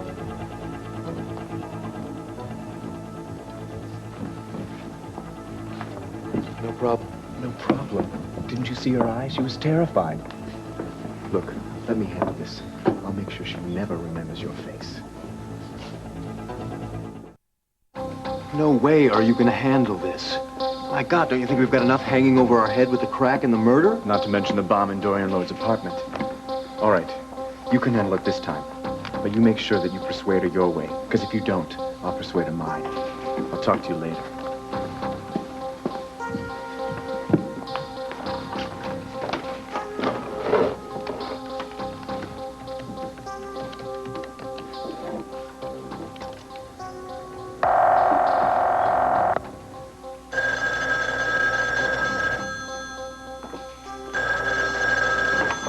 Yes, Charles Sanders speaking. Dad, I got a real problem, one I didn't know I had a few minutes ago. I'm listening. One of the inmates who's now out of Statesville saw me, and she knows that I'm connected to the... You know. Yes, I know. So Tina gets all excited, and she rushes over to the hospital and signs up for one of those pregnancy tests. Oh, she must want to be pregnant rather badly now. Yeah, well, I tell you, she didn't at first, but now it sure seems like she does. Oh, hey, Vicky, I'm sorry. This is probably the last thing you want to talk about right now, isn't it? Doesn't really matter. The pain is there. It doesn't matter what the subject is. Even though you're very young to be tied down by a little one, you must want a family pretty badly. Yeah. Yeah, I guess I do. See, my family was always really close, and I kind of felt like I missed out because I didn't have any brothers or sisters around. And I like the idea of making my mom a grandma. She's kind of lonely right now. You must miss your father very much. Yeah. Yeah. I guess I'm getting along a little bit better than Ma because I'm so busy all the time, but... Yeah, when I have time to think about it, I miss him a lot. He was always there, you know, if I needed advice or friendship. I tell you, we were pretty good pals, me and my pa. A couple good old boys. Yeah. I tell you, that's kind of neat about Clint, though. It's kind of like he's filling that gap for me now. Vicky. Ace? Of course. Hi, Ace. How you doing? I'm to find out how you're holding up, honey. I'm managing. Thank you. I figured you and Clint might need a break, so I came over. You know, maybe take a walk or sleep or something. Look, Vicky, I better be on my way now. But listen, if you need anything, you just give Tina and me a call. Don't hesitate, please. Thank you. Bye, honey. Okay. Bye-bye. Take care, boy. Where is Clint? Do you have any idea what an extraordinary young man that Cordero Roberts is? Oh, yes, real nice boy. You know, Asa, he was just telling me how much he misses his father and how Clint seems to be fulfilling that role for him. Yeah, that's good. Any of the FBI saying anything at all to you? Don't you think I would have said it the minute you walked in if there had been word? No, there's nothing but silence. An awful, eerie silence. And your older son is beside himself, much more so than I am, because he's trying to be strong for me, and I know that inside he is falling apart. Yeah, I know it must be taking its toll on him, but we're going to get Jessica Ann back. How's Pamela? I haven't seen her or heard from her or anything. Pamela's gone. I think I've seen the last of her, maybe you too. What are you talking about? The marriage is over, Vicky. I just didn't turn out to be the image of Jeb Stewart. She fell out of love with me and turned to Pete O'Neill.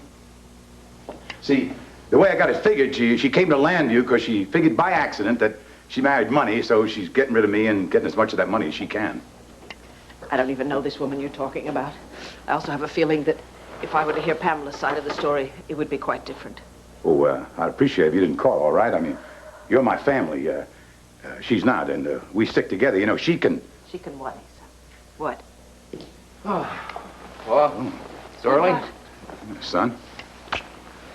Well, Bill Moore just told me that if there's going to be any ransom demand, it's bound to come today, or else we're just talking pure baby theft. And that could mean... Well, I'm going to tell you this right now. I'm going to offer a reward, $2 million to get your firstborn back, son. Thanks, Paul. We may take you up on that. Where's Pam? Oh, Ace's got news for you. He and Pam are divorcing. What? Oh, damn it, Pa. Don't we have enough problems in this family? What the hell have you done to drive her away? Tell Cord now when Vicky and Glint are suffering like this. I told you my mind is made up. But I didn't say I would tell him now.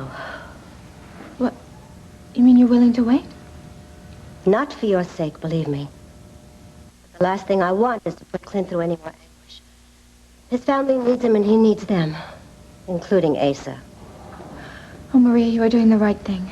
You really are. I mean, when Clint finds out that Asa has been keeping him and Cord apart all these years... Tina, I told you you've got your reprieve. But I am warning you. The minute Jessica is found, and I pray that it's soon, I am going to tell Cord everything. Obviously, he's been waiting for me to be the one to call it quits. Every single action of his was designed to get me to divorce him. Yeah, I'm sorry you didn't see it sooner. Oh, you're the one that tried to tell me about it. I just wouldn't, as usual, listen to it. Honest to God, Pete, when I think about those months ago, when I discovered about his captain's paradise and didn't leave him, thought I wanted to come here and tame him and just live happily ever after. Pam, there's no way you could have known that wouldn't work. Oh, I don't know. Even when I had doubts, I wasn't going to listen to you. I wasn't going to listen to anybody else. I had to wait till I was totally humiliated before I would buy it. And then, the final blow. He tries to buy me off as if I were some kind of a common tramp. What? Oh, yes, I didn't tell you about that part. When he whipped out this settlement for $1 million.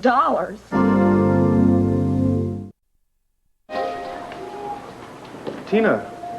Oh, honey, I've been waiting so long for you. I didn't know whether to be angry or worried. I'm sorry. I was over at Land Fair with Vicky. I wanted to wait around until somebody else came by. Asa finally did. I don't know what happened to Clint, though. I didn't see hiding or hear of him. Oh, well, I can tell you where he was. He was right here yelling at me. That whole thing came out about that red-headed woman, and Larry told Rafe, and Rafe told Clint, and now it's as usual. Everybody says it's all my fault. Oh, Lordy, Tina. I knew that this was going to happen. Well, I couldn't help it. I mean, Lisa told Larry that I saw the one. What was I supposed to do, deny it? I mean, especially now when they found those red hairs from that wig in the crib. Oh, I just wish you didn't have to be in the middle of all this. Yeah, you're not the only one. Well, aren't you even the least bit interested in whether or not you and I made a baby? We didn't. What are you smiling for? Well, to tell you the truth, I kind of didn't think we did. But I tell you, I think it's real cute you being so excited about it. Well, I think it's a great big disappointment. Well, yeah, it's that too. But you know, we got plenty of time to worry about making a baby. And think about all the fun we're going to have doing it. Not only that, I think it's good that we keep our powers of concentration open for helping Vicky and Clint right now. It'd be real tough to be excited about a baby of ours knowing that they're so worried about theirs.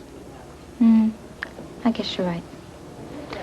Look, can we go home? I'm really sick of this place. Okay. Come on. You can't keep going through life throwing away good women. You're going to end up a lonely old man. Boy, you don't really know what I have to go through. I mean, she's really mad at me. Does that matter? Given the options, does that matter? Get on that damn phone, call her, apologize, and talk through this nonsense. Assuming you still love her.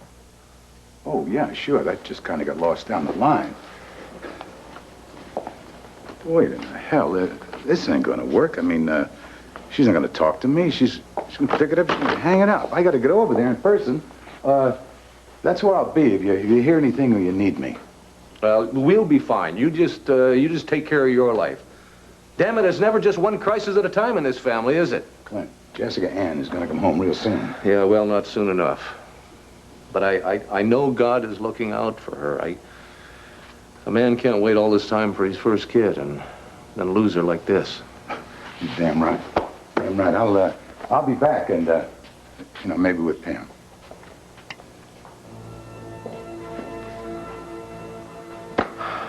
Want to try and get some sleep? No, I want to talk. I have to tell you something very important. I can't wait any longer. Mr. Buchanan? Yeah, what is it? Lieutenant Moore would like to speak with you in the study. What is it? Some questions, that's all. I'll be right back, honey. Hold the thought. Don't worry, I will. Either your wife's suite, sir? Oh, thank you. Oh, here's something for you. Now, you will return the key later. Oh, don't worry, son. You won't have any trouble. We just had a big fight, the kind of fight you're going to have someday when you get married. So I got to get in a room, talk to her, clear up this whole mess. Okay. Good luck. Jamie? Dad, I know how furious you are. And I've been sitting here trying to figure out what to say. There is nothing to say. You win again, Jamie. Dad, I swear I'll make it up to you. I'll work day and night. Yes, you will. Yes, you will. Now, put that in your pocket before she comes down and spots me. And, Jamie, don't screw it up. Yes, sir.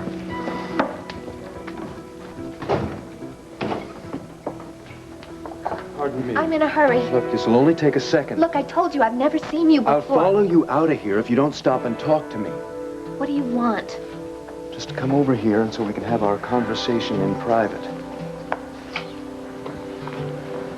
You know who I am, don't you? Charles Jameson Sanders III? The prosecutor's son, the ambassador's son. Exactly.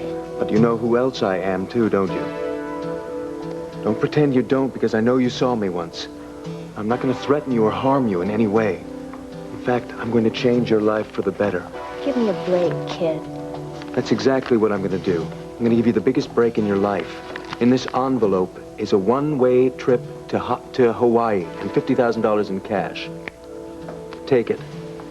It's yours.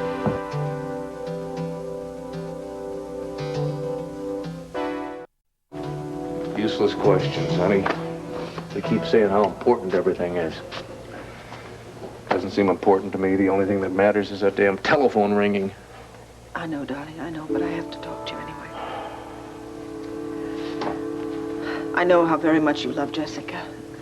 And I know that nothing can lessen your anguish right now, but there's something that might help in the long run. It's something that I found out about yesterday, before Jessica was taken. Is that what you wanted to talk to me about when I came home from New York? I've debated a good deal since then whether or not this is the right time to tell you, but I think that this is the best time. You have to know. Sweetheart, Jessica.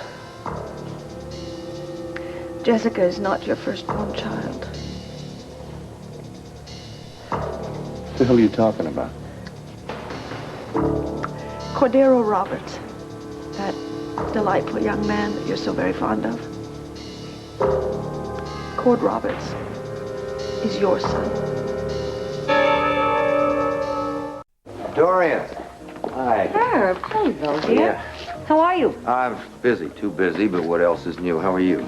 Just fine. My apartment's going to be ready in a few days. Oh, that's terrific. Listen, I have to run. Your friend Jeannie Johnson called. Told me she had to meet me at the Waterside Inn right away. Why? Well, she wouldn't say. She sounded a bit rattled. I got the feeling she was worried.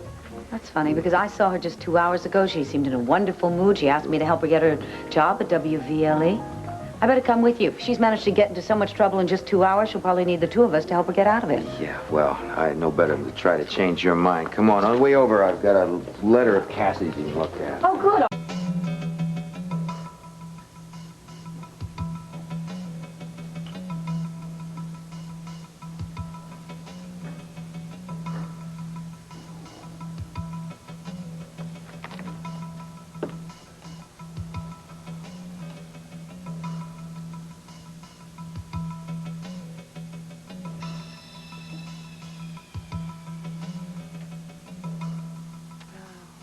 Thank you so much for being here. Oh, I can't tell you how much it means to me. Oh, thank you. Oh, there. That's much better. I think it's just a tension headache. Sure. Come here. Lean against me.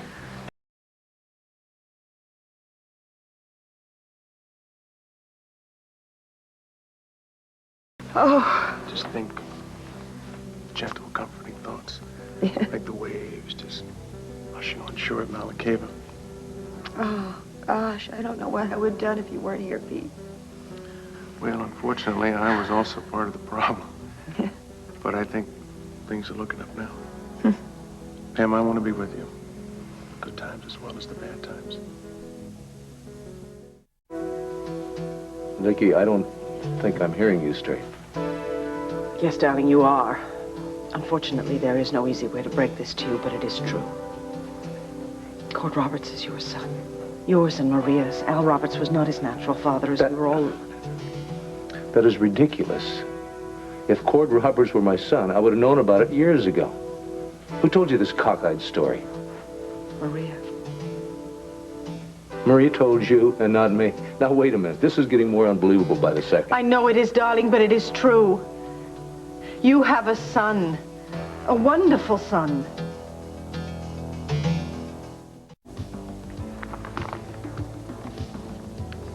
How much did you say? $50,000. To go to Hawaii. What are you, Mr. Sanders? A travel agent or the head of a lottery? Neither, and you know it. Right. Which is why I can't possibly accept this. Now wait. You wait. I just got out of jail. And I learned a few things while I was in there, one of which is do not accept an envelope from a stranger containing 50 grand and a one-way ticket. Now please, don't turn this down without thinking it through first. Look, I may not have won awards for my IQ, but I can spot when something is illegal. All I want you to do is to get quietly on a plane and fly away. And then call me and let me know where you're staying. And never ever tell anybody that I spotted you at the back street when you were forcing us to turn your coke into crack. Is that it? Nobody is going to ask you any questions about it. Slime! I don't want your drug money. And I hope to God that the cops catch you. Miss Johnson, please, I feel wait. real sorry for your parents, too, because I'm sure you're ruining their important careers by this. Hey, I'm not just doing this for me or my parents. I'm doing it for you, too. I've got a buddy in this thing who's real wild. And if you don't take this money, he's going to get nervous and do something terrible.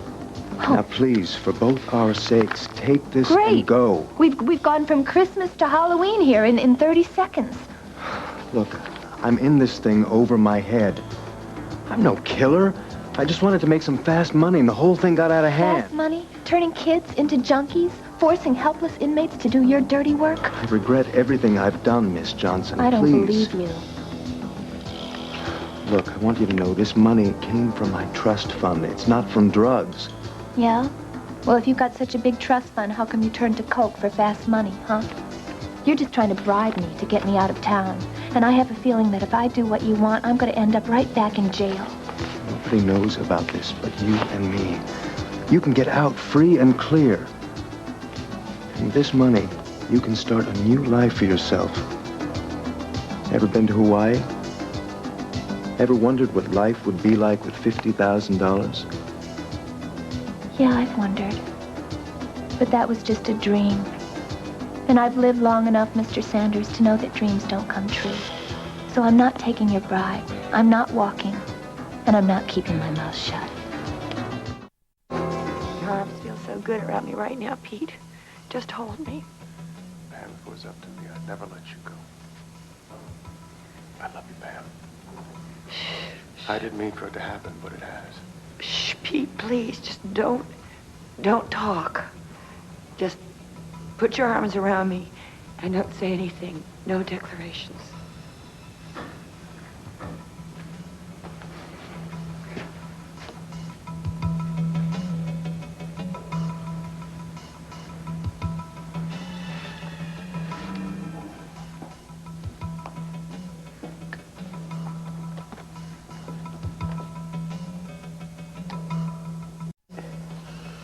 It is impossible that Cord is my son. Why is it impossible?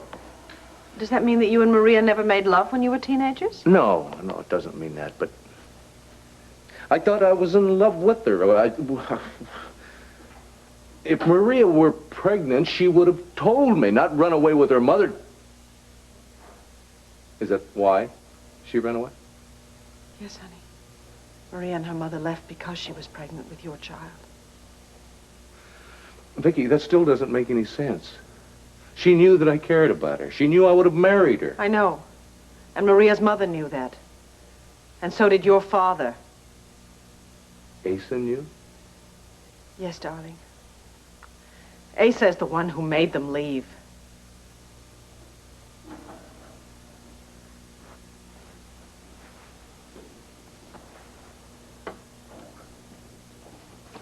Does Cord know? No. He's never had any idea. At least as of yesterday, Maria had not told him. Did Al Roberts know? Well, Al Roberts knew that she was pregnant when he married her, of course, but he never knew by whom. And Maria never told him it was you until very recently, when Cord came up here to Landview chasing after Tina. Yeah. Maria avoided me when she came to town, didn't she? She didn't try to contact me. And Al and Maria came in to see Cord right after he arrived and started working for me. Working for me. I have been working with my own son all these months, and she never bothered to tell me about it? Honey, I think she felt she couldn't. Maybe Maria is making this whole thing up. I mean, she has been very lonely since Al died. She's probably trying to find a tie to us. No, darling, no. I absolutely don't believe that. And I can't believe this. If this is true, why wasn't I told about it? If not 20-some years ago, why not 20 weeks? And why would she tell you about it instead of me? And why yesterday out of the blue? Clint, I called Maria yesterday and I asked her to come over here after you went to New York. The thing is that I have been getting very concerned because I think that she pays much too much attention to you. You're jealous? No, I've been getting concerned. I wanted to let her know that if in fact she did have designs on you, then she was the one who was going to be hurt because our love was too secure. How did that lead to her telling you about Cord? Well, I obviously hit a nerve with her because I said something about an adolescent crush that you had had on each other and how I thought she was trying to rekindle that, and she got absolutely furious with me and started saying that I didn't know what I was talking about, that yes, she had a right to your time and your affection, and yes, she still cared about you because for heaven's sakes, you were the father of her son. Anyway, then she told me the whole story. Honey, I have to tell you that not for 1 second did I think she was making any of it up. She was in a great deal of pain. It was very hard for her to relive all those memories. And she was in pain having kept that secret all these years. Some pain. Some pain. As far as she's concerned, she's still got her little secret. And Cord and I are walking around like a couple of damn dummies. She promised me she was going to tell Cord last night. Just as I was going to tell you. And then Jessica was taken. Oh, sweetheart. You know, I hope that after the shock wears off, I hope that you and Cord can build a real relationship. I still got an awful lot of questions banging around inside my head. I know. And I think you should go and talk to Maria because she can explain the whole thing to you. It's not the time for that, honey. There's Jessica to think about. Yes, there is. Unfortunately, all we can do for her is worry and hope and pray. And I'm here. I can answer the telephone. If the kidnappers call, I'll deal with them. I think you should call Maria. It just seems so impossible.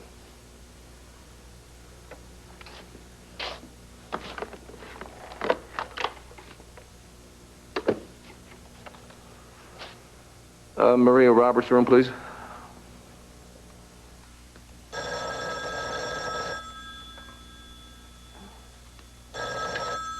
Hello? Hello? Maria, this is Clint Buchanan. Clint, have you heard any news about the baby? No, nothing. But I need to see you right away if it's all right. Is it okay if I come up right away? I really think it's overdue. Yes, yes, of course. Come right over. I'll be waiting. Thank you.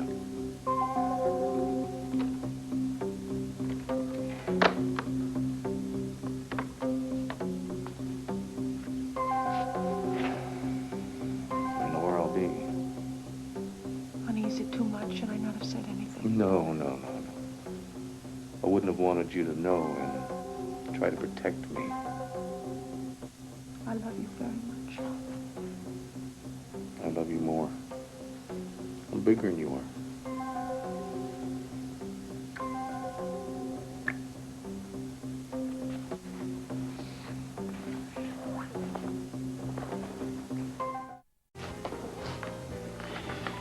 Dan, I'm sorry I'm late. Listen, what's new on the case? Have you got anything? So far, nothing's changed. The preliminary trial is still set for next week, but Mrs. Sanders is going to try and talk to Herb Callison again about dropping the charges. All right, so in the meantime, there's no evidence that can help you? Not really. But she thinks I'm innocent. As a matter of fact, she's really fired up about the whole thing. Good.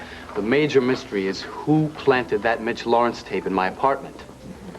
Ah, yeah, there is something else. You remember I told you Allison and I originally went to the back street to look for an apartment?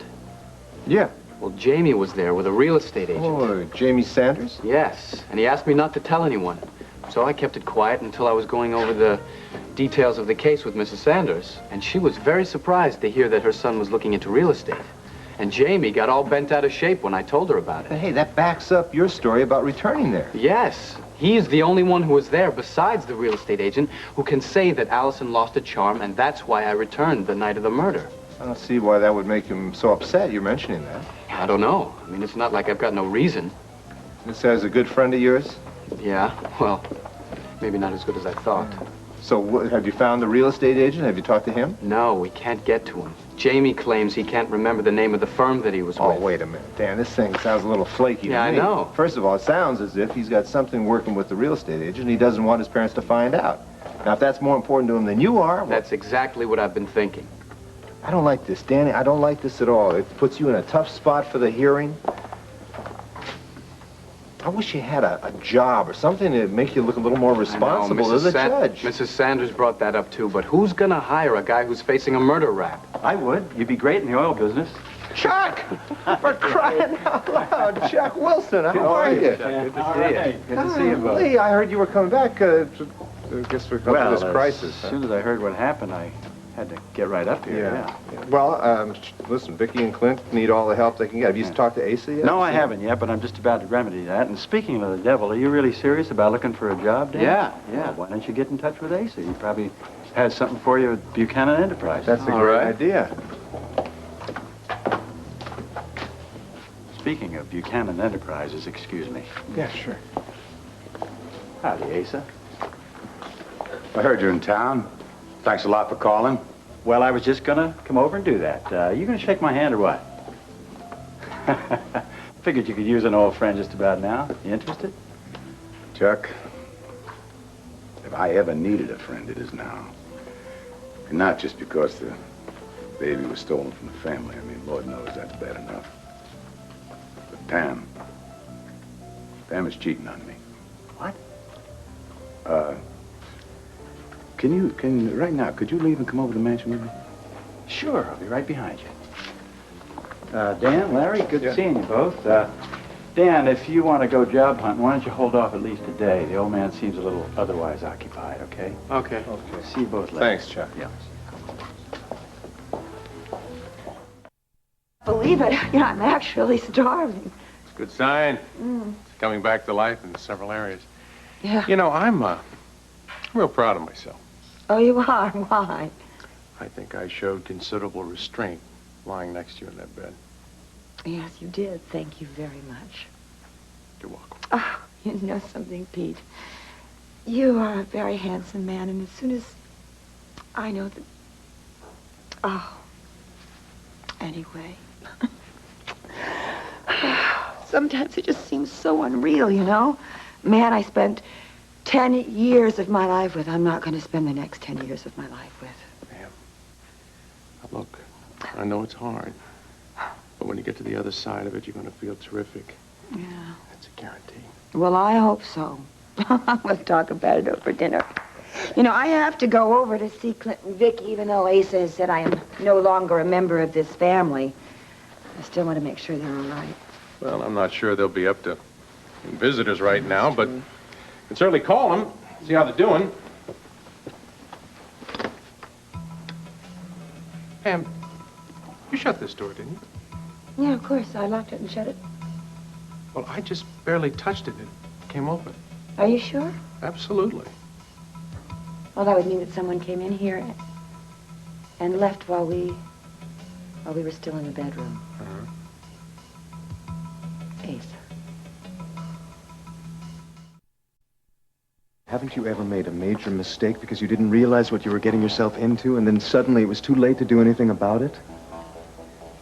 I knew girls in prison who felt that way. Look, this whole crack thing is no more. The cocaine smuggling is over, the whole thing.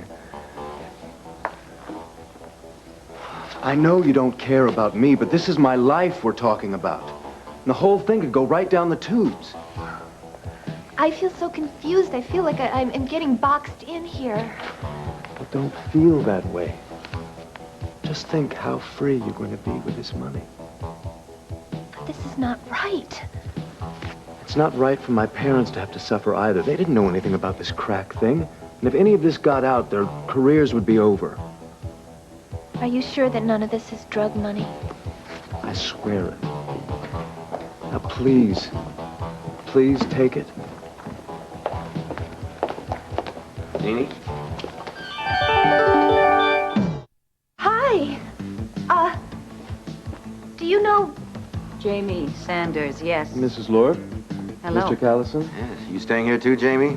No. I just dropped by for a drink and ran into Jeannie. Yeah, we were just getting to know each other. But I'm just on my way out. It's so nice talking to you. Yeah. Good luck. Thanks, you too. Bye now. Goodbye. Jeannie, I hope you haven't been taken in by that young man. Taken in? You've got a weakness for picking the wrong kind of man. We talked about that when we were in prison together. Come on, Dorian. He's just a kid. So, I, ran into your friend here at the Vernon Inn. She got concerned when I told her you wanted to see me. Yes. Herb said that you sounded worried. Worried? No, I'm not worried. In fact, I've got some really great news.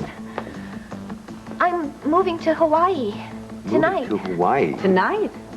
Yeah, I called a friend of mine there and told her what was going on in my life, and she's doing really great. She met a really rich guy and married him and has a condo and everything, and she said that she'd wire me a ticket, so I'm off.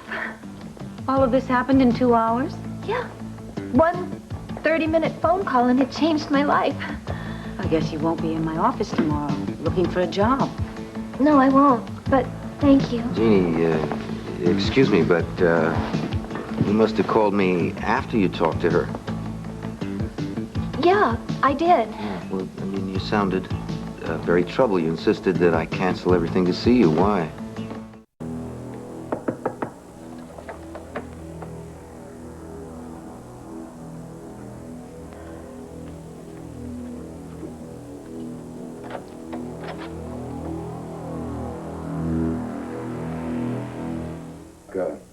Part of me believes when she said she's not fooling around with O'Neill. It's just not her style. Well, why were you pressing her so hard? It could be true. God knows that she's seeing an awful lot of them. Well, I never met Pam, but... Oh, come on. You remember when I pretended to be the sea captain? You must have had a few laughs when you heard how she pulled a scam to legally marry me.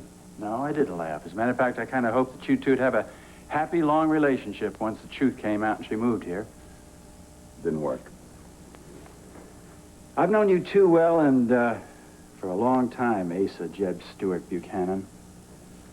She loved you enough to stay faithful to you all those years when you were hardly ever there. And now she's cheating on you, huh? She must have a damn good reason. Oh, I'll tell you something. I don't care what the reason is. She's cheating on me. I'm going to nail her. Oh, yeah? You got proof? You said you didn't go into the bedroom. If she wanted to talk, They'd have stayed in the living room. Like, why the hell didn't you stay in Texas, huh?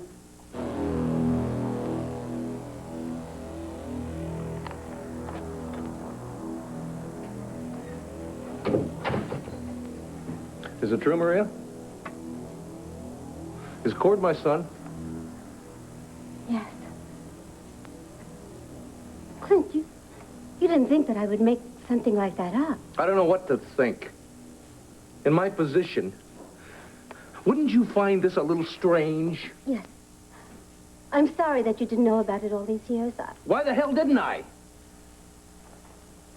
I didn't run off. You did. You ran off. How could you do it, Maria? How could you run off, pregnant with my baby, and not tell me? Stop yelling at me. I got every right to yell at you. I got every right to snap your neck. My neck? What about your father's neck? He's the one who did this to us. He decided our future, Clint. I was a scared 16-year-old kid. What did I know? I trusted my mother, and she was as scared as I was. Oh, one phone call. One lousy phone call, and I would have come to wherever you were. I would have married you. Which is exactly what Asa didn't want. Don't you think that my mother went to him and asked permission for us to get married? It wasn't even something he would consider. All he did was give her money and so that she could take me away from you.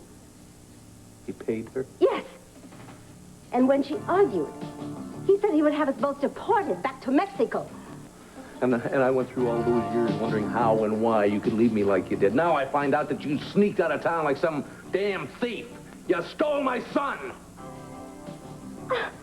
I was just a child. My God, I was a child carrying a child. Clint, I was so terrified. All right. I've got Jessica and Cord all mixed up in my mind. I'm sorry. I'm sorry that I wasn't able to stand up to my mother and your father. Okay, look. You were a kid. You were young, but damn it, Maria, why? Why couldn't you tell me after Al and you, after Al died? Why did it take an argument with my wife for you to finally let it all come out? Because Cordero doesn't know. Look at you.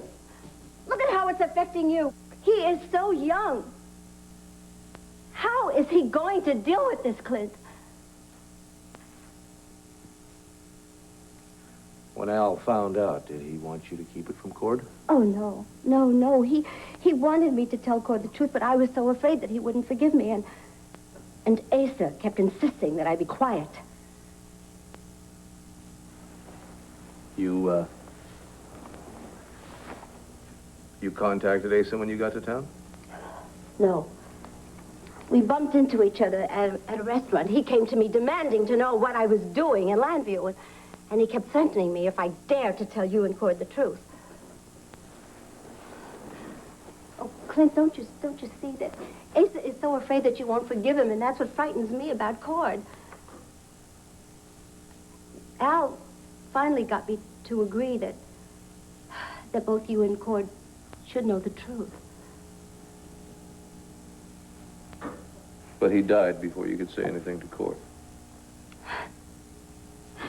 Yes. Cordero was grieving so hard, I couldn't tell him that his father wasn't his real... That letter that you were so concerned about. Al's conscience got to bothering him and he wrote Cord a letter? I guess so. Yeah. And who do you suppose was in my office the day that Larry Wallace brought it by? Asa. And who do you suppose it was that talked me into hanging on to it instead of sending it directly to Cord in El Paso? Asa. Now I wonder who broke into my desk and stole it.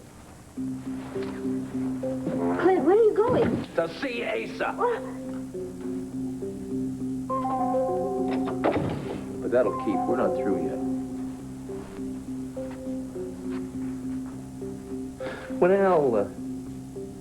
died, you couldn't tell Cord then. Okay? I mean, I can understand that. That's been months ago, Maria. Months. We work together every day. We're getting closer every day. I mean, you know that. You see it. Yes, I see that. I see that he's never been happier than he's married to Tina, his career, and yes, he is getting closer to you. And how could I tell him, Clint? All right, I'm a coward. I've already lost my husband. I don't want to lose my son, too. What about my loss? What about 20-some years of my loss? Did it once cross your mind that maybe it was finally time to give me back my own son?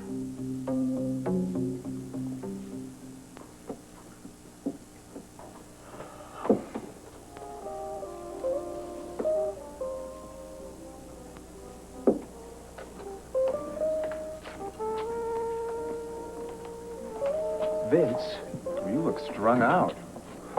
Wiped out. It took every argument I could come up with, plus the cash to get Jeannie Johnson to leave town, but I think she's going to do it. Congratulations. Where's the rest of my money? Look, I haven't got any more money. It took every cent I had to cover up our tracks. If you keep hanging around places like this, you're going to get us both arrested. And man, I'm telling you, if I go down, I'm taking you down with me. And I don't care what threats you lay on me. So why don't you get the hell out of here? And now for the latest headlines. Police are speculating that the Buchanan baby may have been taken by a deranged person who wants a child. As yet, there's been no ransom demand from the kidnappers. All that ransom money. Just waiting for the asking.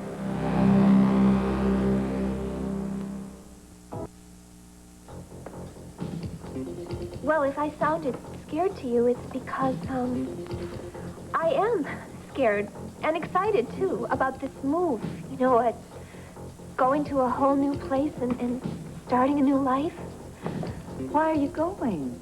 At least here, you have us to help you. Well, I got my friend to help me there, too, and I don't know, it just seemed like a good idea. And, hey, if it's not, you know, there's planes that fly back in the other direction, too, right? Why did you call me? You did say it was urgent. Well, I didn't want to leave without saying goodbye to you. What about me? When were you going to call me? Oh, come on, Dorian. You think I'd just take off without tracking you down and thanking you and everything? And, hey, look, I unpacked everything, and now I just have to pack it all back up, so I've really got to get going or I'm going to miss that plane tonight. Well, where exactly in Hawaii are you going? I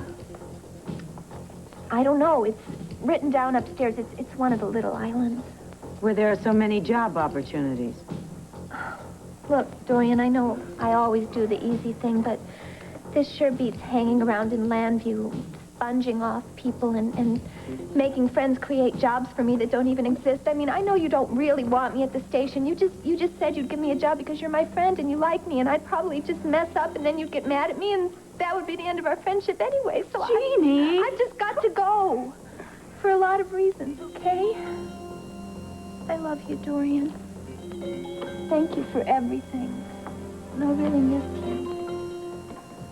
And her, but you're great. And I'm going to send you the money that I owe you, I promise, as soon as I get to Hawaii. Well, honey, you don't have to worry about that. I mean, this is ridiculous. What?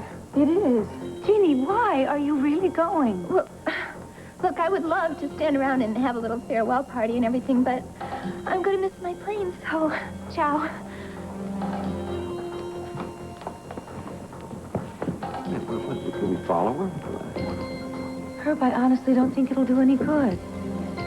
She's not going to tell us the real reason that she's leaving. But I'll just guarantee you it isn't to go sunbathing. Well, it's been a real nice experience seeing you again, Asa.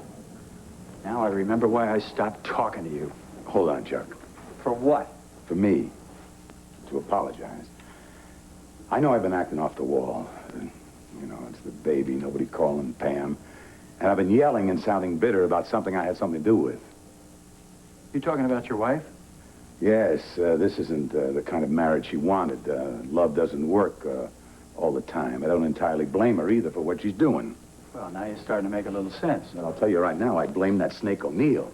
He sees this vulnerable woman, problems in marriage, and moves in. If I had a gun right now, I'd take it and go after him. Come on, Asa. This isn't Texas, and it's not the turn of the century.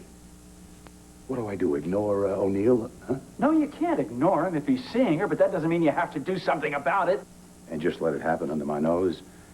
And let him guide her as a lawyer and go after my million so he can live on it hereafter? Come on, Asa. Not everybody in this world thinks the same way you do. You know, I'm sick of hearing what I think, that people are no good because I'm no good. I'm going to rustle up a cup of coffee. Why don't you cool down, and I'll come back and we'll discuss what we should do about your granddaughter. Hold on, you got an idea? Well, I got to wonder how crazy this person is. I mean, if they want a baby, maybe we can entice them with enough money to adopt one. On the other hand, they might be more greedy than needy. I've been thinking along the same lines. Go get the coffee, I'll try and get myself under control here.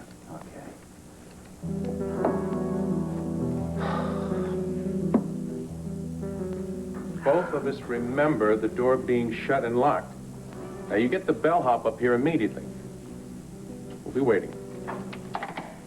I just don't want to be wrong and get some kind of an innocent man into trouble. Oh, I'm telling you, it was Asa. He bribed that bellhop to give him the key to the room. Why? Why? You think he came over because he wanted to talk? Or do you think he just came over to spy, to see if we were in the bed? My bet would be the latter. And we were. We were. Yeah, we were fully clothed and talking. That doesn't mean his lawyer can't twist it around and make it look like we were just about to make And love. your lawyer is going to go in and point out that it's just another example of Ace's irrational behavior. That's if the bellman admits it's true, and if it is true at all. Well, we're about to find out, aren't we? Clint, don't you think I've hated myself all these years for keeping this secret from you for so long? Especially after I found out that you didn't have any children of your own. So you tell Vicky instead of me. But that just came out. I couldn't stop myself. And Clint, I have come so close to telling Cord so many times, but every time I start to tell him, something happens. It never seems to be the right time. Oh, but this is it. This is it? I don't have enough on my mind? For instance, all right, last night I promised your wife that I was going to tell Cord. I waited with Tina for him in the suite. He came home, and then the call came in about the baby being kidnapped. Well, obviously, Vicky kept it from you, too. Yes, well, now it's out. At least halfway. I promise I am going to tell Cord tomorrow. Now, he already knows that I have something I have to talk to him about. I'm going to ask him to have breakfast with me. Well, you know, it's not the worst thing that could happen to him. I know. I just feel so guilty. Al always said that we raised a very fine young man, that he had a lot of compassion, and that he'll understand that I was just caught in a situation that I couldn't control. My son. My son.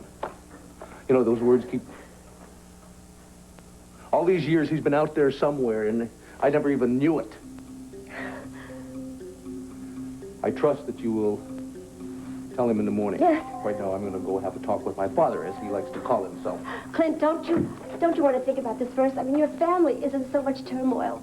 Yes, most of it is his doing. Jessica is another thing, but I'm going to have to keep the lid on that. You see, I'm going to keep those feelings to myself for Vicky and the boys' sake. But this rage I'm feeling for Pa, I can handle that right now.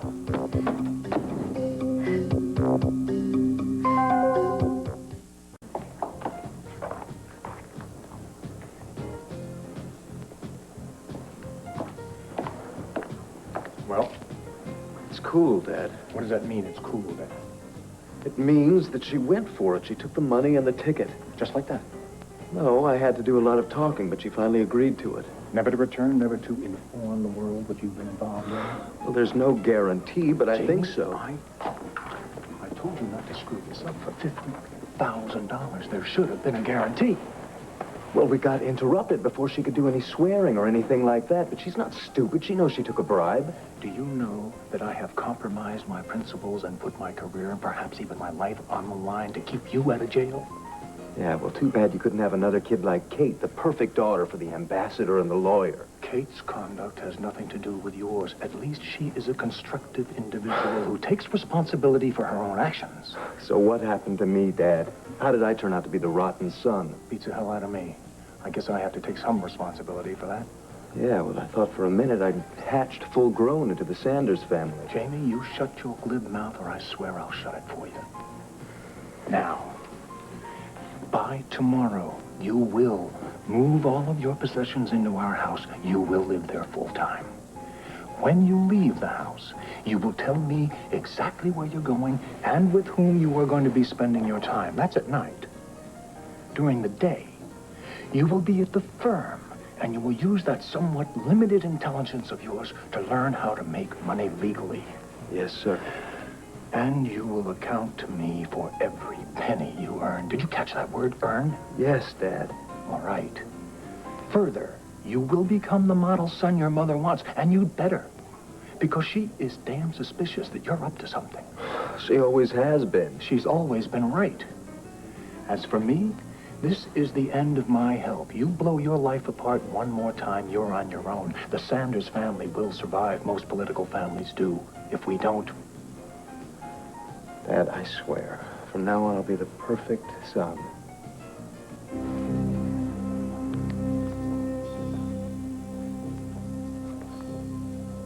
Man, this should be easy. He wasn't home, she was asleep. The nurse was in her room watching television. So I waltzed in and grabbed the kid from the nursery and waltzed out. They ask questions, I make it up. They won't know the difference. This is going to be the easiest million I ever made.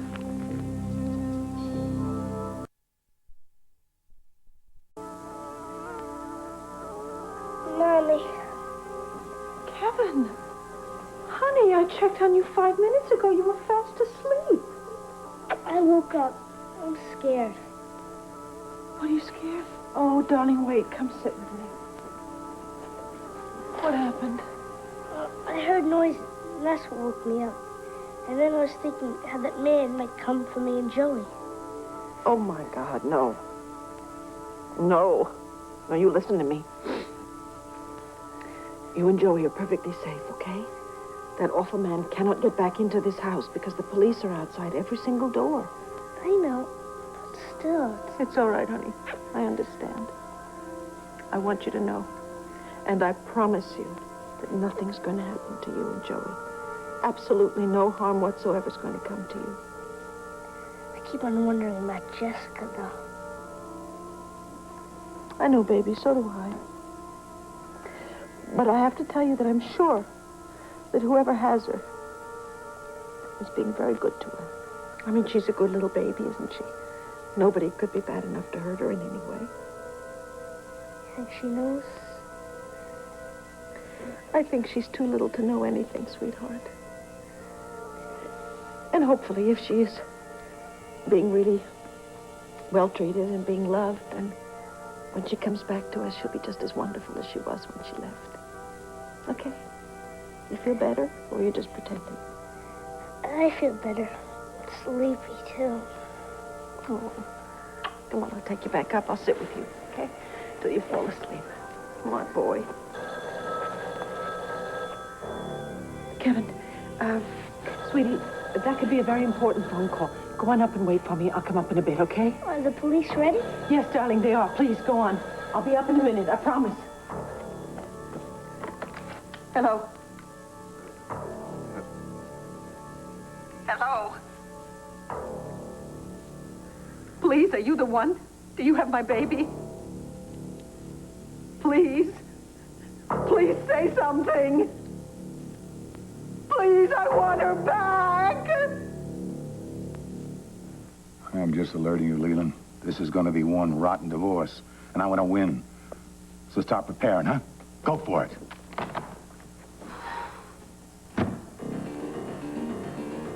Oh, Clint, done with Jessica? Oh. Yeah, I'll be there bright and early. Yes, ma'am. Yeah, love you too. Bye-bye. All right, Tina, just let me make a proof sheet from all these negatives, and I'll be right with you, okay? Honey, I know you have to finish your work and everything, but it's only okay if it doesn't take more than 5 minutes. Oh, well, come on. Why do you think I set up that dark room in the extra bathroom? so I don't have to go into the banner nights. I can work at home. Well, that's right. When we build our dream house, we can tell the contractor to build you a dream darkroom. The only problem with that is once you get in there, though, you seem to lose all track of time. Oh, well, don't worry about that happening tonight. Because the most important thing on my mind is that dream baby of ours and the continuing process of trying to construct him or her. And after I finish up in the darkroom, we'll have all night to work on that. We certainly will. Who was that on the phone earlier? That's my mom. She wants me to come upstairs for breakfast tomorrow. You, not us?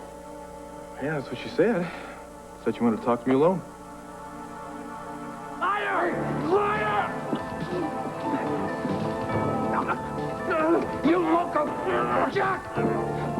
Jack! Please.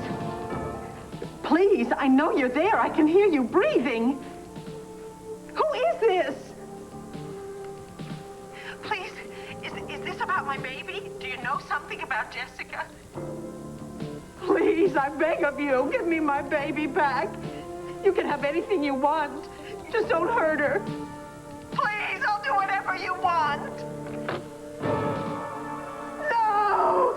No, please, give me my baby. Please! Maybe you didn't hear me right. Now, both of us remember this door was closed. Now, do you want to tell me who you opened it for? I could lose my job for that, Mr. O'Neill. That's why I'm talking to you and not your manager. Now, you're the bellhop, you were on duty, somebody came in this door, and you're in a position to know who. Or to do it yourself. Well, maybe you didn't lock it when you came in. We locked the door. Now, do you know who this lady's husband is? Yeah. All right, possibly A.C. Buchanan slipped you a few bucks, or maybe you just rented the pass key to him? I'd be off my rocker to do that. Yeah, right. Get out of here.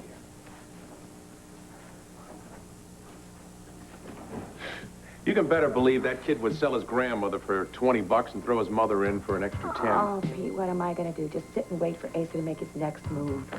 Well, wait a minute, let's back up. Maybe the maid came in, we were mistaken, and she was turning down the sheets. Thank you, Pete, very much for trying to make me feel better, but I happen to know it was Asa.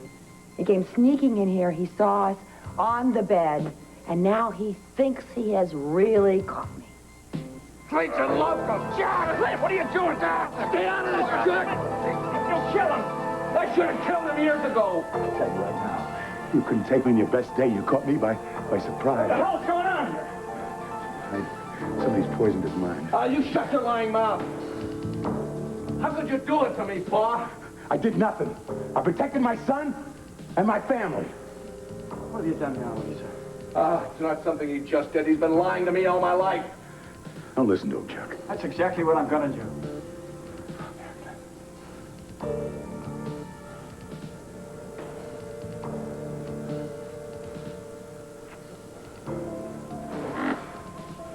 Back in Cherokee County, on the ranch, we had a cook. A Mexican cook. Yeah, Maria Vasquez. Yeah, I remember she had a little girl. Yeah, her name was also Maria. Now, I don't know if you noticed it or not, Chuck, but Maria and I were in love. The Mexican cook's daughter. Can you believe it, Chuck? Hold it now. I remember that you two were going together, but then her mother took her away or something. No, she didn't. When Maria found out that she was pregnant, she told her mother, and her mother told my loving Pa. You know what would have happened? You'd have married that girl right then and then and ruined your life. It was not up to you to decide. What the hell did you do to them, Asa? What Asa Buchanan always does. He paid her mother to take her and my baby out of town and hide her. Now, what kind of a man does something like that, Chuck? Look, I loved you back then like I love you now, with every ounce of my strength. Love me so much that you had to live my life for me? What the hell is a 17-year-old boy going to do with a wife and a baby? That was up to me to work out, to decide, wasn't it? And am I still too young, Pa? Because you've been doing it all over again, ever since Maria came to town. When are you going to stop playing God? I never meant to hurt you. It was supposed to go the other way. You have to realize what I was facing back then. You'll understand. You're still trying to talk your way out of it, aren't you, Paul? Talk won't give me back 20-some years with my son. Please, let me explain. No, it's too late for that. I understand exactly what you did and why you did it, and that makes it all the worse. Oh, Tina, I've got to make a blow-up of this sequence of shots. It's incredible. There's that little girl jumping out of the 5th floor window and the fireman catching her in that net. Oh, well, I can't wait to see it on the front page of the Banner. Yes, ma'am. Well, honey, what do you think your mom wants to talk to you about? I don't know. It's got to be something pretty important, though. Why'd you say that? Well, when you've been living with my mom as long as I have, you can tell by that serious tone in her voice. Well, yeah, but if it was really important, she would have invited me too, right? Yeah, could be. It's probably just got something to do with Robert's family business is all. Well, honey, I'm part of the Roberts family now, in case you didn't remember. And, you know, unless, of course, there's some deep, dark secret that she doesn't want me to know about. Oh, you mean like a horse thieving uncle, something like that? I highly doubt it, Tina. I'm telling you, it's boring Robert's family business, stuff that would bore you to tears. Oh, honey, I don't think you could ever bore me. You certainly never will. Oh, well, that is really nice to hear, Tina. Because my life's an open book to you. You know everything there is to know about me. Just like I know everything there is to know about you. Well, that's what makes the marriage work, right? That's what I hear. I can't believe how lucky I am. Tell you what, I'm going to go upstairs into the dark room and finish off what I got to do in there, and I will meet you a little bit later in the bedroom, and then we'll get back to that baby project of ours. I know I can put my heart into that. Yeah, me too. Got it.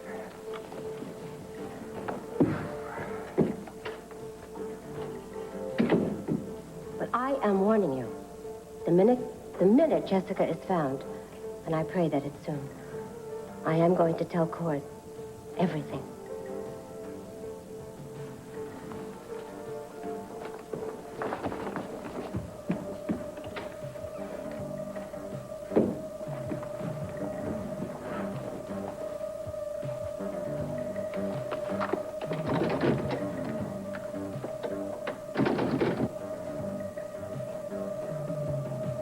Vicky, I could hardly hear what you were saying on the phone. What happened? I think the kidnapper called. Did the federal agents pick up? Yes, they did. They think it was a crank. But I don't. I really think that this was the kidnapper. Well, did they get a trace, huh? No, they couldn't. He didn't stay on the phone long enough, and I think that was my fault because I think I scared him off. I was pleading with him on the phone, and I guess that was just the wrong thing to do. Vicky, sit down, please, huh? And tell me exactly what the fellow on the phone said, will you? Nothing. He didn't say anything. That's why the agents think it was a crank, but I think he didn't say anything because he was afraid. How do I get him to call back, Tom? I have never in my life felt so completely useless. Yeah, sure, I understand. Vicky, you know, these federal agents are experts at this sort of thing. They get these kind of calls all the time, especially if there are important people involved in cases like this. There might have been some nut trying to stop calls from getting through. It could have been a wrong number. No, it wasn't. Believe me, it wasn't. It was him.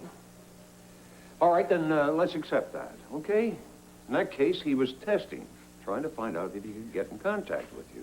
Well, is he going to call back? Well, of course he is. He has to. It's the only way he can lay out what he wants, get his demands over to you, right? But what if I scared him off? I'm so afraid of that. When people are afraid, they do awful things. He could hurt my little Jessica just because he's afraid. I can't believe I was so stupid that I panicked like that. Oh, I wish Clint were here. But where is he, by the way? He had to go and talk to Maria. Maria? Yes. There was a family problem. The thing is, I know he could have handled it. He could have gotten that man to talk. Let me ask you something. Are you sure it was a man? No. No, I'm not sure of anything. I just know there was somebody on the phone. I could hear him breathing, and I would give everything I own right now to have him call back and give me a clue, something. Tell me where my baby is. What if I never see her again because I didn't do something right? Vicky, you can't blame yourself for something you didn't do. You know the best thing you can do for yourself, for Clint, for the boys, and particularly for Jessica, is keep hoping for the best. It's all I have. It is exactly what you would expect of Asa. Hire a detective, hire a photographer, hire some kind of a lawyer to draw up an agreement that makes me look like a tramp that's just after his money. But in all of that list, Asa hired people. He didn't come sneaking in here with a camera. Pete, that door was open, and I know somebody came in here. Maybe you made a mistake. You're only human. No, I know. I shut the door. Okay. Let's say Asa came in here. The problem I have with that vision is if Asa did come in here and see us on the bed talking, He would come crashing through the door like a Texas Longhorn. Yeah. Hard to imagine Asa being subtle, isn't it? Yeah. Surprised he hasn't called yet. Mm-hmm. Look, maybe what happened is Asa did come in here. There we were on the bed. We were talking, and he left quietly, feeling very guilty and very ashamed. Asa, guilty and very ashamed. Oh, that'd be the day, more than likely. What he did is come in and see us on the bed and imagine X-rated movie. You know whose problem that is? Mine. Yours. Ace's. Let me tell you something. I feel sorry for that guy. Because he's blowing his one chance at you. You know why? Ego. Personally, I'm sick and tired of worrying about Asa. Great. Where does that leave me? If you listen to me, you'll stop worrying about him, too. Start living your own life. Clint, son, maybe we should both back off. We may say things that we won't be able to forgive. You've already taken care of that, Pa. You said to Maria, get out of town. Take his baby, get out of town, stay out of his life forever. Now, it'll be a cold day in hell when I can forgive something like that. That's water under the bridge, son. We got our lives now. I tell you, this is the worst nightmare come true. Can I at least tell you my side? You can stuff your side. Oh, wait a minute, Clint. Look, I sympathize with you, but I think maybe we ought to listen to his side of the story. All right? Son, I gotta tell you something. See, I thought I was gonna really lose your love if you ever found out the truth. And that's the only reason that I lied these last couple of months. What I did to you has cast a shadow over my life all these years. And it haunted everything I did. Knowing how pained you were when Maria left. Knowing how it broke us up, father, son. That you left and went on your own right after all that. I'd have left a hell of a lot sooner if I'd have known what you did to Maria. Okay, I admit I was wrong, but for the right reasons. Concern and love. You were young and headstrong. Marrying at that age would have changed your whole life. Chuck, I know you're an old friend, but I'd like a few minutes alone with him. You were ready to kill him just a couple of minutes ago. That's over, at least for now. I won't do anything. Nothing's gonna happen. You have my word. Does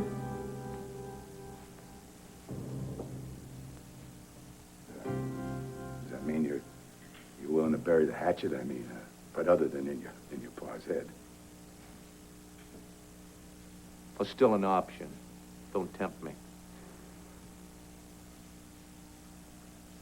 Pa, it wasn't just me you hurt. It was Maria. And it was our son, Cord. Clint, who the hell knew Cord was going to turn out to be such a fine boy? He didn't exist even back then. You still don't get it, do you? It wasn't up to you to decide, Pa. It was up to me. It was up to me to live through the consequences of what Maria and I had done. No teenager could look that far in the future. I had nightmares. I'm not kidding, nightmares.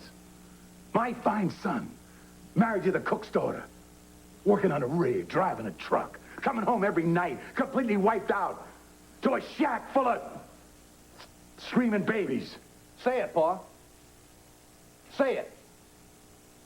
You've had it in for the Mexicans all your life, haven't you?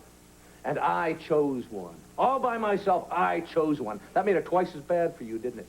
Hell, Clint, you listen to me. I'm cutting you out of my life, Pa. Clint, I don't ever want to see you in my house again. If I do, I'm going to assume that you are knowingly trespassing, and I will treat you the same way I would treat any trespasser. If the good Lord sees fit to bring Jessica back to us, you stay away from her, Pa. I don't want you within a mile of her or anyone else in my family. Now, you got that? If you got any questions about this, say it now. Because I'm not speaking to you again, Pa, ever. You are not my father. You are dead to me.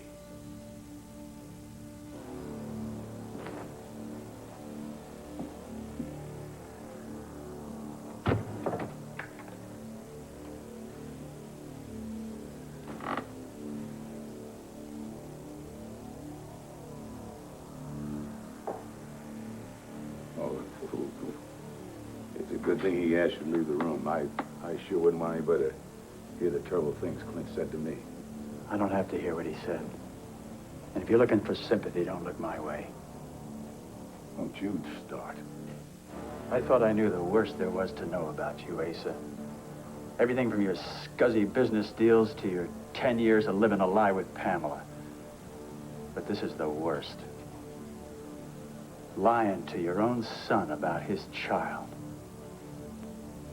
It's no wonder you kept it hidden from me all these years. He wasn't lying to you. He was trying to keep Clint from... Asa, I don't give a damn. You're a miserable excuse for a human being.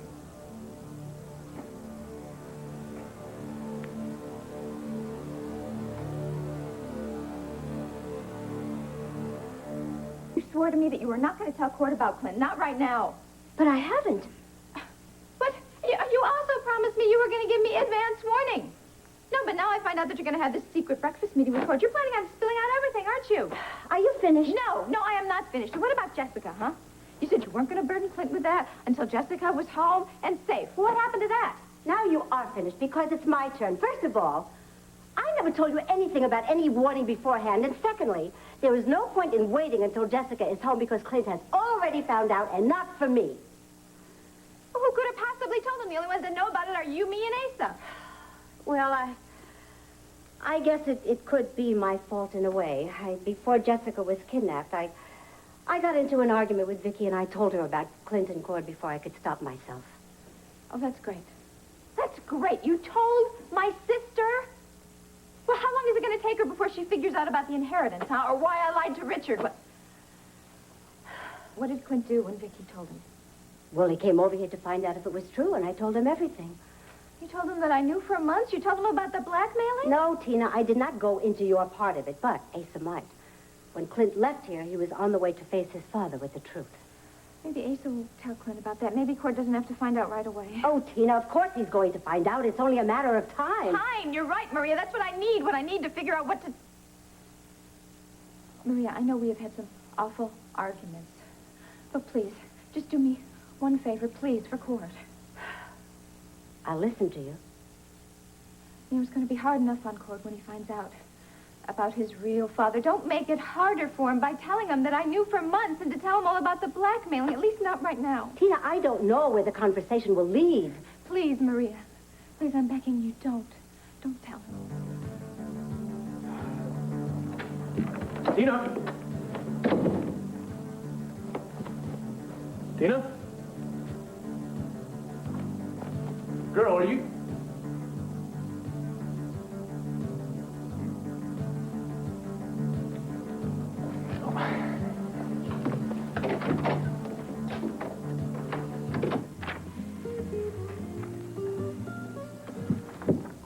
Chuck. Hi. I've been looking for you. Well, here I am. You've been looking long? No, not too long. I have a friend who lives here. I just dropped her off a little while ago. I tried to call you. What do you got on your mind? What you said earlier about asking Asa Buchanan if he'd take me off on as his assistant. Oh. I've been thinking about it, and it seems like it'd be a great introduction to the business world, you know, from the inside. Yeah, well, it would sure beat an MBA. What do you want me to do, set up an appointment for you or something? No, I think I should do that. I would like some advice, though. I'll tell you the truth. I'm a little put off by Mr. Buchanan. He has a reputation for being very tough, and I've seen him be, well, very aggressive. Yeah. Well, the worst thing you can let him do is let him know that you're spooked. Oh, okay. Well, I'll remember that. When should I go see him? I mean, he seemed really upset tonight. Maybe I should wait a few days. Well, maybe it'd be a good idea if you went and knocked on his door first thing tomorrow morning. Are you sure? Well, let's put it this way. He's a little short on friends right now. And he might be so glad to have somebody to talk to that he'll hire you on the spot. Tina, I don't feel that I owe you anything. But I do agree that what you're saying is true. I mean, it would be too much for Cord to hear all at once that Al was not his father and that Clint is. But I must tell you, I was going to tell Cord everything until Clint came over tonight. Why, what did Clint say? Oh, he was so angry, and I know that Cord is going to be just as angry with me when he finds out that I've kept the truth from him. But anyway, my point is How is my son going to feel if I tell him that his wife is a lying, scheming, that you manipulated him into marriage because you knew that he was a Buchanan? Maria, no, you can't. No, don't worry. I won't. But not for your sake, only for his. Look, I think that you love my son in your own selfish way, and I know that he loves you, and if he's going to be as enraged as I think he's going to be, he will be needing you, Tina. So he is not going to hear about your tricks from me. Maria, thank you. You are not going to regret this. I promise you. I love Cord. I love him more than anything, and I'm going to be the best wife to your son that he could possibly ever want. And if he's mad at you, I promise I'll do everything in my power to make him forgive you. Time will take care of that, thank you. He's entitled to feel whatever that may be. Well, I have to get back.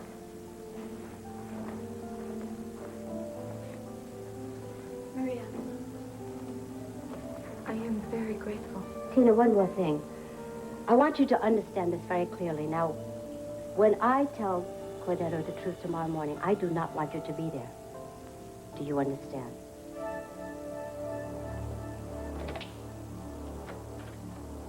Choking him down. I don't know how far it would have gone if Chuck hadn't broken it up. Darling, you wouldn't have killed him. You couldn't have. You were just angry. I wouldn't bet on that. All I could think of was the years that have been lost to me because of his treachery and his manipulating and his... And it was like a dam broke in me, and all the anger and the bitterness and the red-hot hate just came pouring out. Darling, it's all been said now. It's over. No. It's never over with your parents.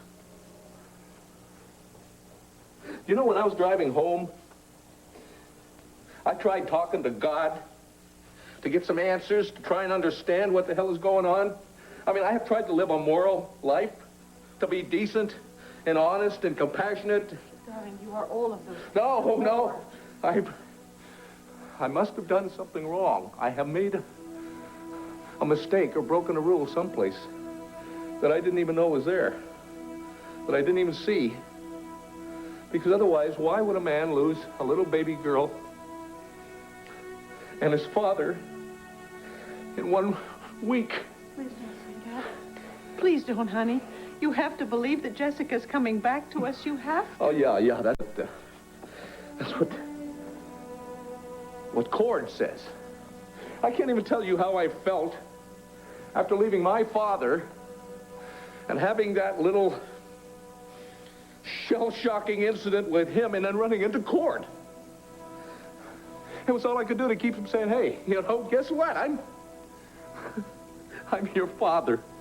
Honey, I know. I know. I hope you don't mind, darling. I told Tom Dennison about you in court tonight. What?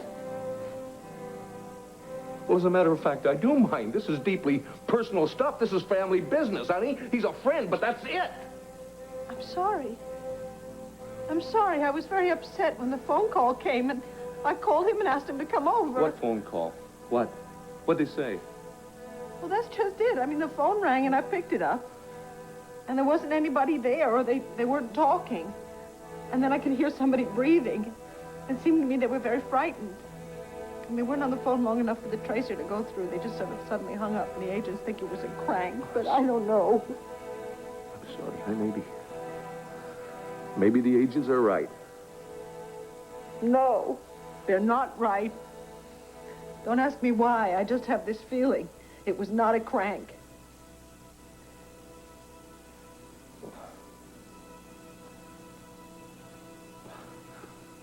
No wonder you were upset. I'm glad Tom was able to come by. And I'm sorry I wasn't here for you. I'm sorry, honey. I didn't mean to say anything. It just, I was upset, and then suddenly I ended up telling him why you'd gone to see Maria. I'm sorry. I didn't mean to cause any more problems for you. It'll all be out in the morning.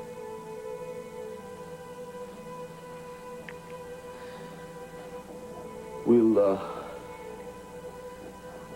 know it all in the morning. Maria's going to tell Cord over breakfast.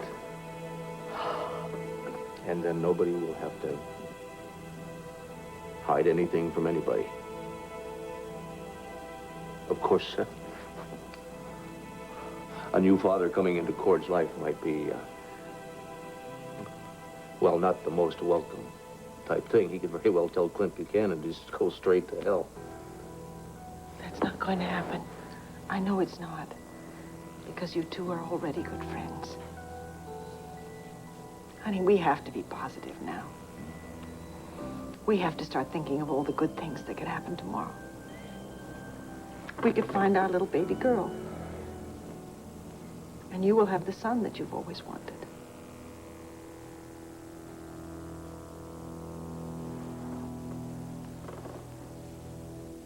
Could I have the number and land view for Mr. Asa Buchanan? Wait a minute, please.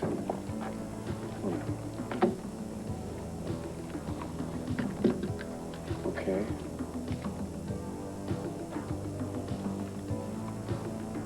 Thank you. You have a nice evening, too. Well, well, well. Right there on the phone book like the plain folks. Who'd have thought old Vince would be sitting down at the table with the big player himself?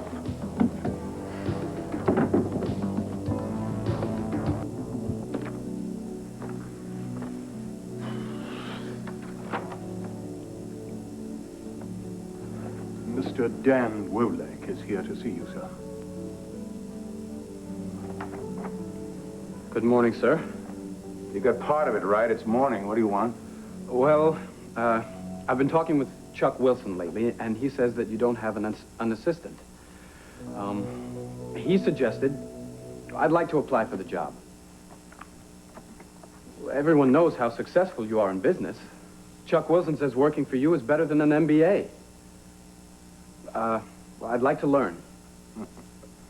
I'll tell you, if I need any help running my business, I know who to call. I got nothing for you.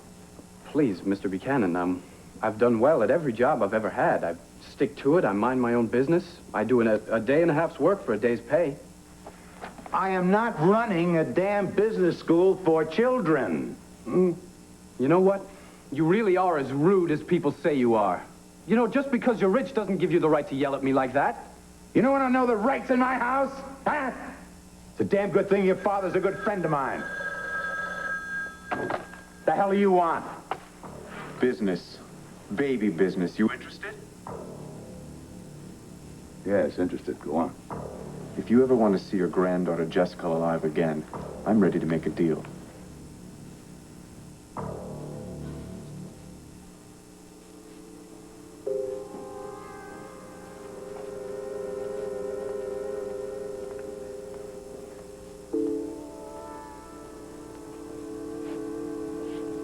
Did you sleep at all last night? I did. I didn't notice it. Did you talk to the federal agents? Mm-hmm. Nothing. What did they say? Well, the official line is no news is no news. But between the lines, I get the feeling that they think it's getting too long not to have heard. I don't accept that. Good. I won't either.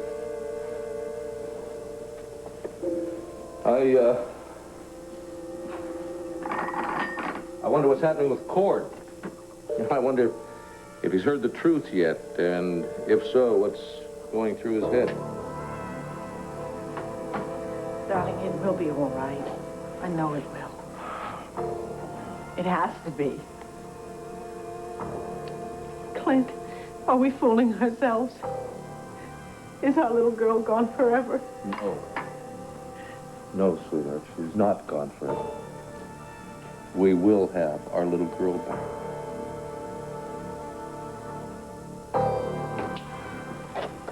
Morning, Ma. Good morning. Here I am, bright and early. Whoa, just like I promised. I'm all ready for breakfast. What do you got here? I'm so glad that you're alone. I was afraid that Tina might have insisted on coming with you. I tell you, it's not from lack of trying, Ma.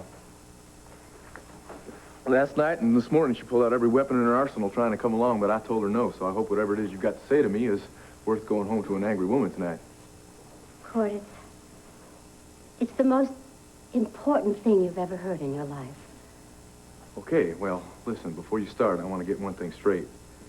Now, if not having Tina here means that you want me to keep from her whatever it is you're going to say to me, I'm going to have to take a pass. Because Tina and I have no secrets, Mom. Right. Well, I wouldn't not expect you to want to tell her this, Cord, but this is very private between you and me. I think you're going to agree to that. Okay. Well, you piqued my curiosity. What's up?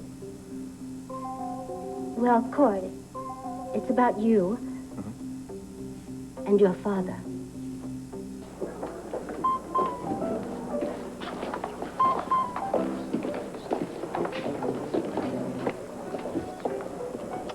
Hello?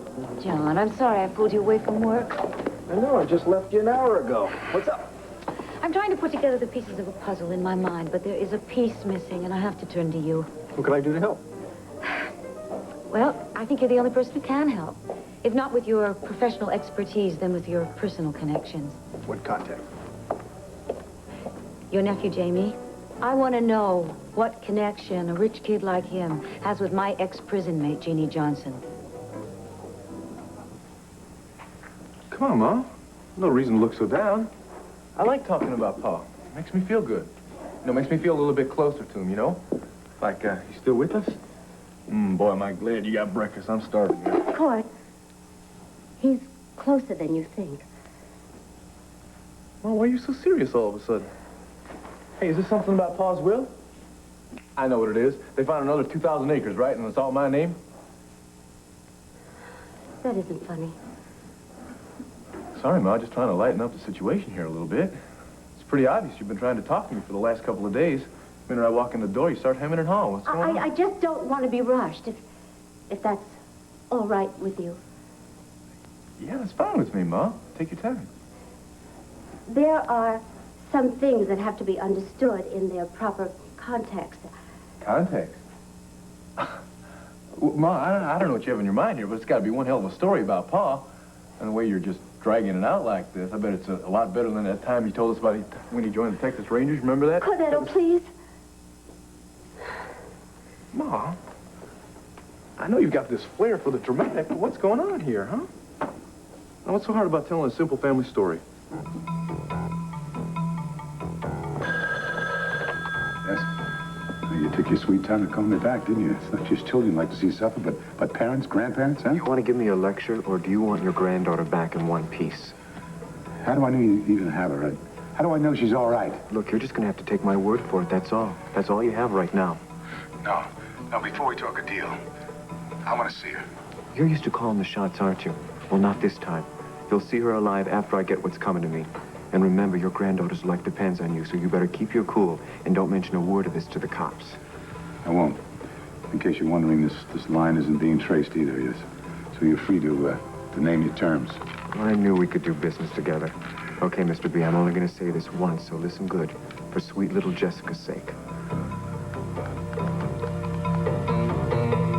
Honey Bunch, please, stop joking around. Sure thing, Ma. Look, why don't you just come right out and say it, okay? I've rehearsed this in my head 1,000 times. Okay. Cord, I want you to go back to the time that Al was in the hospital. Remember the time that he had something important to say to you and I stopped him from telling you? Yeah. Now, I want you to remember that last morning. Remember how he insisted that you come by, and by the time we got to the hospital, it was... Yeah, I know. It was too late. He was gone. Of course I remember that, Ma. I'll remember that the rest of my life. What is it? Well, I know what it is. You remember what he wanted to tell me. Is that it? Yes, I know, and I knew it then. Well, then why didn't you just tell me? Because I was so afraid. I was so afraid that I would lose your love, Cord. Oh, Ma, now you're not talking sense. Now, come on, there is no way you're going to lose my love. Now, that last morning, I overcame my fear. And for Al's sake, I agreed that we would tell you before he... Why are you so frightened by all this? Is it something about Paul's past? Something that he regretted, huh? Oh, no. Oh, that letter. That letter that Paul left me that somebody stole. What you're going to tell me was all in that letter, huh? Paul wanted to get something off his chest before he died. Is that it, Mom? Yes. Oh, Ma, come on. Look, if it's upsetting you this much, why don't we just let it be, huh? No, We'll just leave it buried with Paul. I can't do that, son. You see, it isn't anything that Al did. It's something that I did. You did? Yes. Come on. Now you're really starting to confuse me here because when I first walked in, you said it had something to do with my father. Yes, it does. But not Al. Oh, God, Cord. Al Roberts is not your real father. I really wish I could help, Mr. Buchanan. I told the police everything. Yes, Tina told you that she saw a red-haired woman hanging around the nursery, but you were working that night. Yeah. I mean, you were on the floor. You didn't get a look at her? No, after Tina challenged the woman, she ran off, and no one's seen her around here since. No. No, I'm really sorry, sir. Excuse me.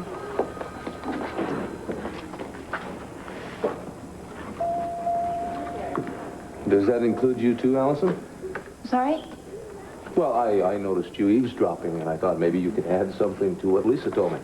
I'm sorry, Mr. Buchanan, but like I tried to tell you the other day, it's just that I feel partly responsible for what's happened to Jessica. There's no reason for that, Al. No, let her go on. Let her go on. Well, I guess since I, helped take care of Jessica in the nursery, I feel close to her, and I want to help you find her. Then you do know something. Well, no, I didn't say that. I do know a little bit about Tina Roberts, though. She does have quite an imagination, doesn't she? What are you suggesting, Lisa, that's Al? okay. I've had the same thought myself. Really? Yeah, I mean, Tina could have just imagined that she saw a red-haired woman around. It could have been a nurse. It could have been a doctor. Excuse me, Clint. Oh, Larry, you got a minute? Dr. Boyd, you're wanted in intensive care. Ladies, would you excuse us for a moment? This isn't helping you, though. Isn't it? But you're running around trying to prove that Nikki stole my daughter. That is? Come on, Clint, I would do anything I could to prove that Nikki Smith doesn't exist. Well, you got a funny way of showing it. Clint, I don't blame you for trying to deny the evidence. Evidence? Larry, what evidence? Are you talking about that so-called eyewitness account of Tina's? You listen to me. The point is, your daughter is missing. And we ought to have to do whatever we can to find her, no matter who took her. Whoa. $1 million? In cash, unmarked, out-of-sequence, $100 bills. And I want it brought to the corner of Market Street and Colfax. You know that old deserted flower shop? I know it. Well, good. Then you shouldn't have any problem getting it to me by 3 o'clock this afternoon. Whoa, 3 o'clock. I can't put my hands on $1 million in just a few hours. A rich guy like you? Yes, you can, if you want to see your granddaughter back alive. Listen to me. No, you listen to me. And you listen good. Now, I don't want you bringing that money. I don't want to deal with some old-time cowboy and his six-shooter dropping off the money. You have one of your servants drop it off. Oh, and Mr. Buchanan, I don't want you to think about having any cops at the stakeout, okay? Okay. You just have my granddaughter there, and if you touch a hair on her head... No, wait. I want to make sure I got it all down right. $1 million?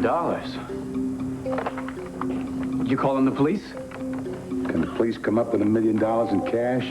No, sir, but... That's why the good Lord put bankers on this earth. George Rice, Ace of Buchanan. I don't give a damn if he's in 2 meetings. I'm gonna mean to talk to him now. You wanted a job, Danny boy? You got one. I haven't seen that much of Jamie over the years, but he doesn't seem to change much. He's still the same spoiled kid he always was. In other words, his mother indulges his every whim. No, just the opposite. His mother comes down on him awful hard all the time. It's Charles that indulges him. Poor kid, he must find the mixed signals awfully confusing. Yeah, you know, I really never thought of Jamie as a poor kid, but you're right. Still, I think deep down inside he's got a heart. It's just that he's played his parents against each other for so long, and, well, now he's